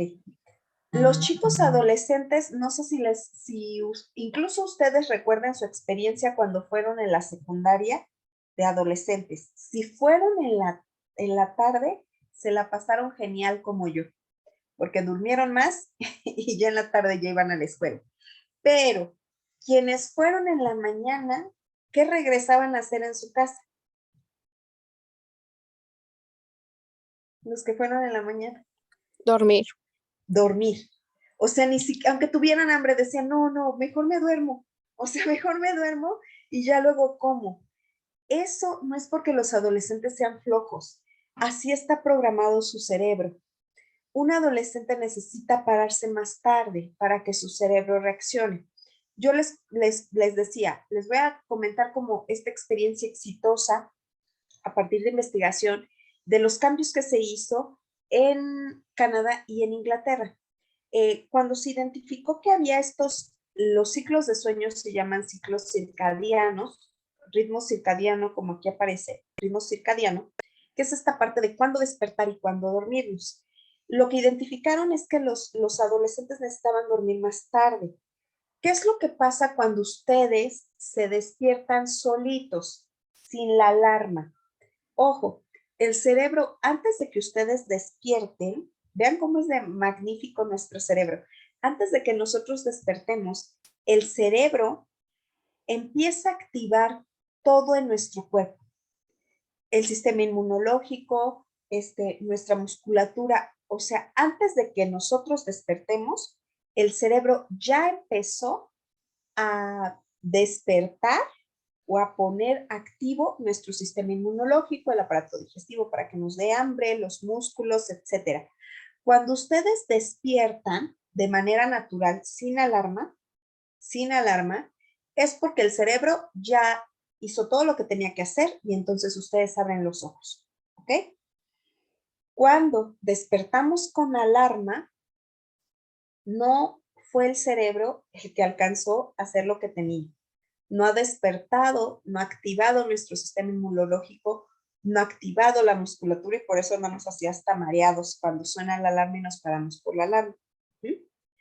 Porque no se despertó el cerebro y no empezó a hacer lo que hace antes de que yo me percate, ¿no? De este estado de vigilia. ¿Qué pasó con Canadá y con Inglaterra? Como descubrieron que estos ritmos circadianos en los adolescentes son más prolongados, o sea, con los niños de primaria no tenemos problema, o sea, los chiquitos sí se pueden parar a las 7 y entrar a las 8 y está muy bien. Entonces, ellos sí entran a las 8, pero en Inglaterra y en Canadá, los chicos que van en secundaria entran alrededor de las 10 de la mañana. ¿Qué es lo que hace que ellos entren a las 10 de la mañana, que se puedan levantar más tarde, que puedan dormir más? ¿Y qué pasó con esto de pararse más tarde? Que los chicos obviamente salen más tarde de la escuela, pero entran más tarde a las 10 de la mañana. Los adolescentes, ojo, aumentaron hasta 3 puntos de calificación. O sea, si yo era una persona, un adolescente que estaba reprobado con 5, cuando empieza el cambio y entonces yo me paro más tarde, llegué a alcanzar 8. Entonces, de que estaba reprobado, tuve un mejor desempeño porque ya mis neuronas estaban conectadas. Y aparte, se redujo, y esto es muy importante, hasta 50% las enfermedades que presentaban. Disminuyeron hasta 50% la ausencia por enfermedad.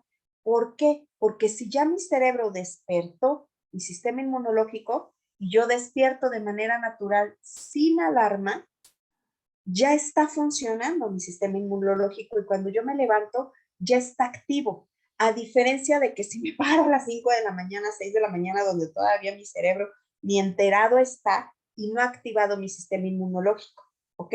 Entonces los chicos tenían menos inasistencias porque menos se enfermaban, los papás tenían menos faltas porque no tenían que faltar al trabajo por cuidar a los hijos y los chicos mejoraron su desempeño. Entonces, en estos países está así recorrido el horario. Nosotros tendríamos que hacer caso a la ciencia y hacer como estos ajustes. O sea, de que los niños de primaria pues sí pueden entrar a las 8 porque sus ciclos circadianos son diferentes. O sea, ellos no tienen problema, los chiquitos de primaria sí pueden entrar a las 7 y ahí van, pero que los adolescentes entraran más tarde sería muy bueno para su salud y para la parte de comprensión.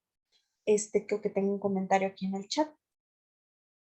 Sí, dice Bianca que dormir, regresar de la secundaria y dormir hasta la noche. Sí, y no es una cuestión de que fuéramos flojos, sino de que es necesario para tu cerebro, ¿ok? Em, el ritmo circadiano tiene que ver o se activa con la luz y la oscuridad. Si nosotros no prendiéramos luces, no prendiéramos perdón, Miguel, dime. Sí, maestra, perdón, disculpe. Nace. Nos viendo esta información de los ciclos de sueño en los adolescentes y cómo necesita levantarse más tarde, ¿qué acciones podríamos tomar los maestros de secundaria como para pues mitigar este efecto natural o tratar de hacerlo menos, eh, no sé, menos fuerte para los adolescentes? Sí, sí, porque, o sea, no vamos a cambiar el gobierno de que entren a las 9, bueno, a las 10. Lo que pueden hacer, Miguel, es, bueno, también, ya ahorita están hechos los horarios, pero lo ideal, Miguel, sería que los horarios de las clases que son más difíciles las pusieran después de las 10. O sea, si es una clase que cognitivamente es muy difícil, o sea, si le voy a enseñar integrales, derivadas, trigonometría, no ponerlo a las 7 de la mañana, porque a las 7 de la mañana las neuronas de los chicos están así, todavía no conectan. Bueno, sí conectan, pero no va a haber la misma comprensión porque están todavía en esta parte de cansancio, de sueño.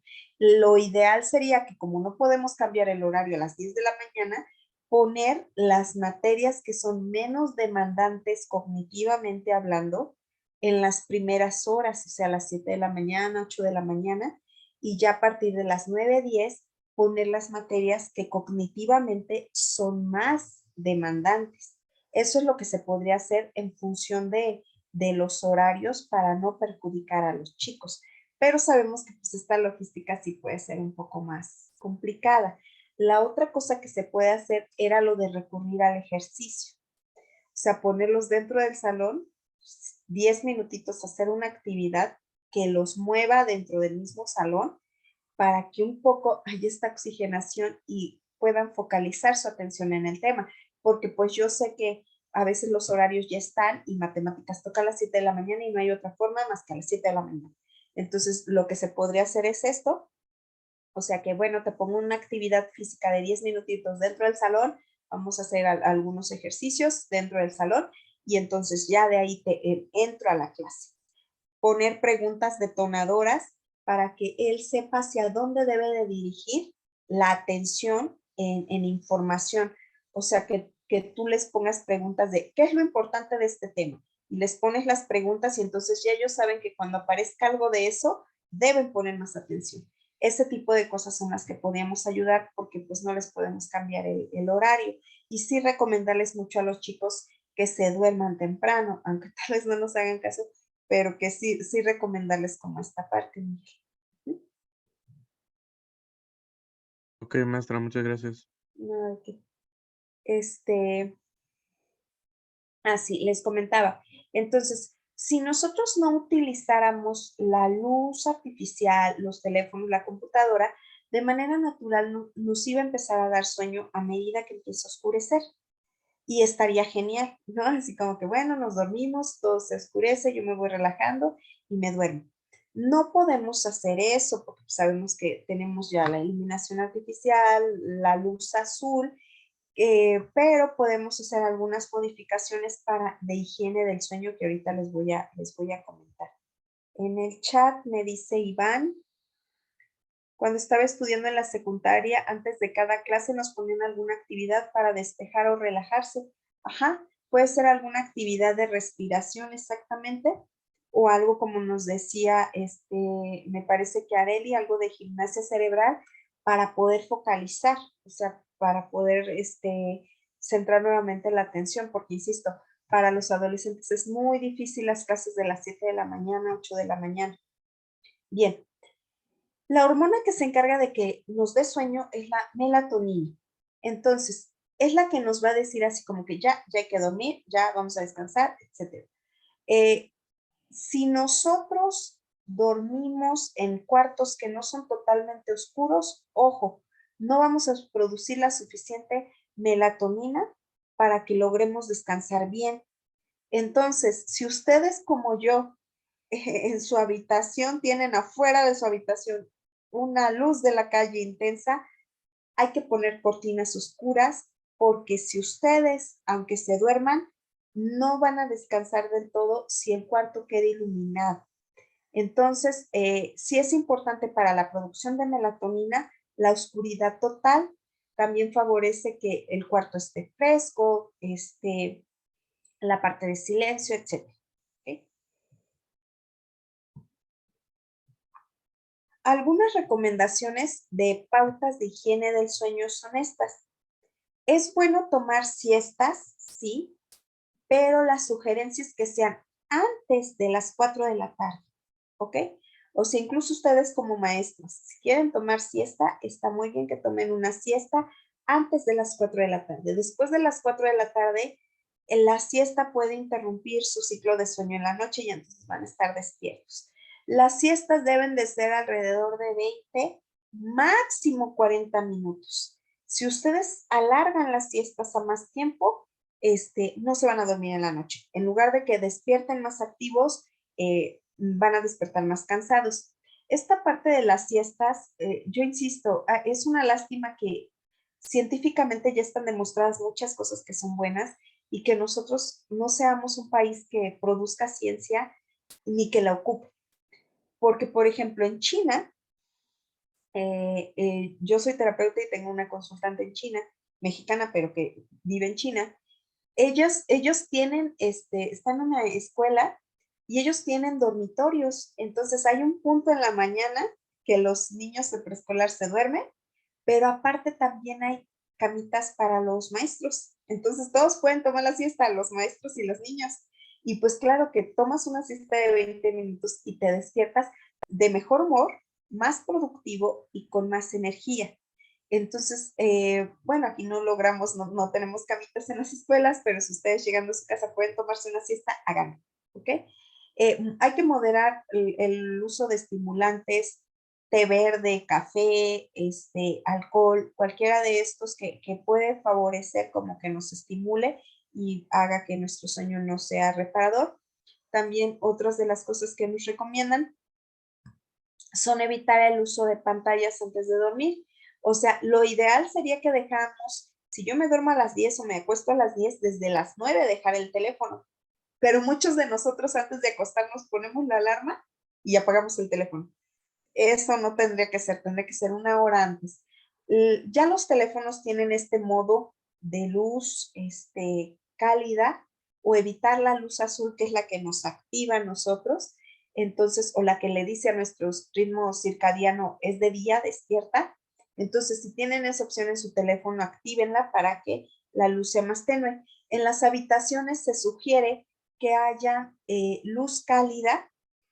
La luz cálida no es buena para trabajar, o sea, sí demanda más visualmente de nosotros, pero es buena para los dormitorios si yo quiero conciliar el sueño.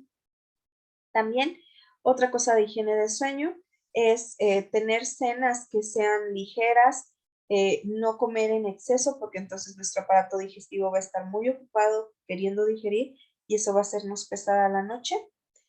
Un ambiente adecuado en la habitación que sería que sea silencioso, que esté fresco, que esté oscuro, lo más oscuro que se pueda, y que las sábanas, por ejemplo, sean cómodas. Ese tipo de cosas también ayuda. Otra cosa que ayuda es tomar un baño caliente, pero sobre todo más que el baño caliente es porque relaja los músculos y entonces podemos dormir más fácilmente, es que nosotros realicemos algún ritual. ¿Qué quiere decir esto? Tal vez las mujeres hacemos más esto, pero es así como de que me baño, me pongo mi crema, no sé, me cepillo los dientes, me hago un masaje y entonces estas conductas, estos hábitos le van diciendo a nuestro cerebro, ya es hora de dormir, ya es hora de dormir, ¿ok? Los hombres tal vez no tienen como estos hábitos de la crema, tal vez lo de los dientes y bañarse sí, pero el tener este hábito de que siempre antes de dormir hago esto y esto, favorece que nuestro cerebro se ponga como en modo pijamas, ¿no? De ya voy a dormir porque ya estoy haciendo esto y esto, ¿ok? Esto también es importante que nosotros como maestros lo hagamos. En la medida que ustedes duerman mejor, van a estar menos irritables. Si ustedes descansan lo suficiente al otro día dentro de la clase, si el niño hace y no hace, no se van a enojar tan fácilmente. Si ustedes duermen poco, al otro día, con tantito que los niños hagan, ustedes van a estar más irritables y van a contestar de manera más intensa. A que si ustedes duermen, van a estar como en estado zen y nada los perturba, pero si no duermen, aunque lo que haya hecho el niño sea una travesura chiquita, van a reaccionar de manera más pesada. En el caso de los niños, aprenden mejor si duermen mejor, porque consolidan los aprendizajes. Al dormir es cuando la memoria de largo plazo hace ese trabajo de registrar todo lo del día. Si los niños duermen suficiente, su sistema inmunológico también es favorecedor porque se recupera y entonces se enferman menos, faltan menos a clases y también están menos irritables. A los niños también les pasa. Si un niño no durmió lo suficiente, al otro día va a estar inquieto, va a estar molestando a los demás. Si un niño duerme lo suficiente, al otro día va a estar de mejor humor. Y ojo, alguna vez trabajé también en una escuela normal y supervisaba yo maestras de preescolar. Y pues las maestras cuando estaban haciendo sus prácticas, de repente le pasó que cuando yo fui a supervisar estaba un chiquito así sobre la banca, bien dormido, ¿no? Y entonces ella con su preocupación de que yo le iba a evaluar sus actividades, era así de voy a ir a despertar al niño, ¿no? Porque no va a hacer la actividad. Si pasa eso, déjenlos dormir. Déjenlos dormir. Va a ser más favorecedor para el niño que se duerma a que nosotros lo despertemos para que quiera aprenderse algo para lo que su cerebro ahorita no está. O sea, hay necesidades primarias y la parte de dormir y de comer es necesaria para poder aprender. Entonces, si se les duerme un chiquito en clase, pues déjenlo dormir. Ya después le volverán a dar la explicación, pero hay que tener como paciencia en esa parte. No sé si hay alguna duda, algún comentario.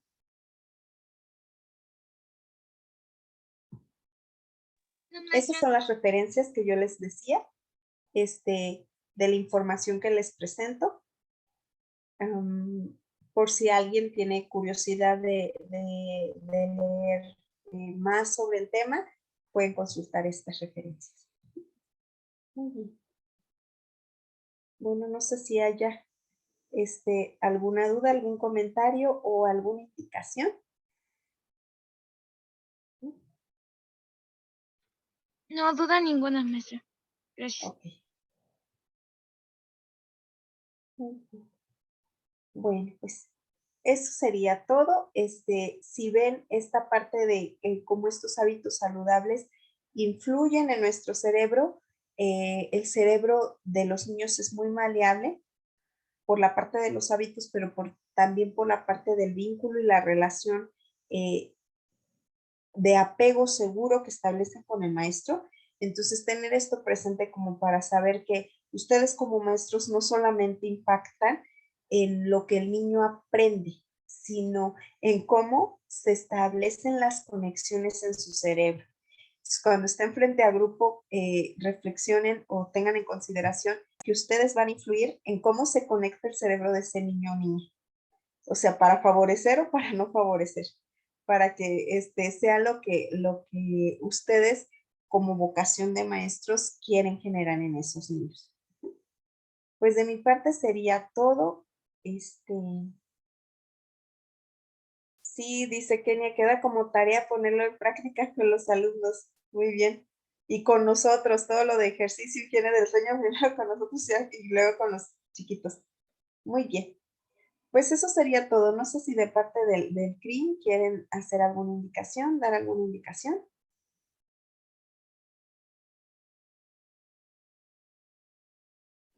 No, maestra, muchas gracias por el día de hoy.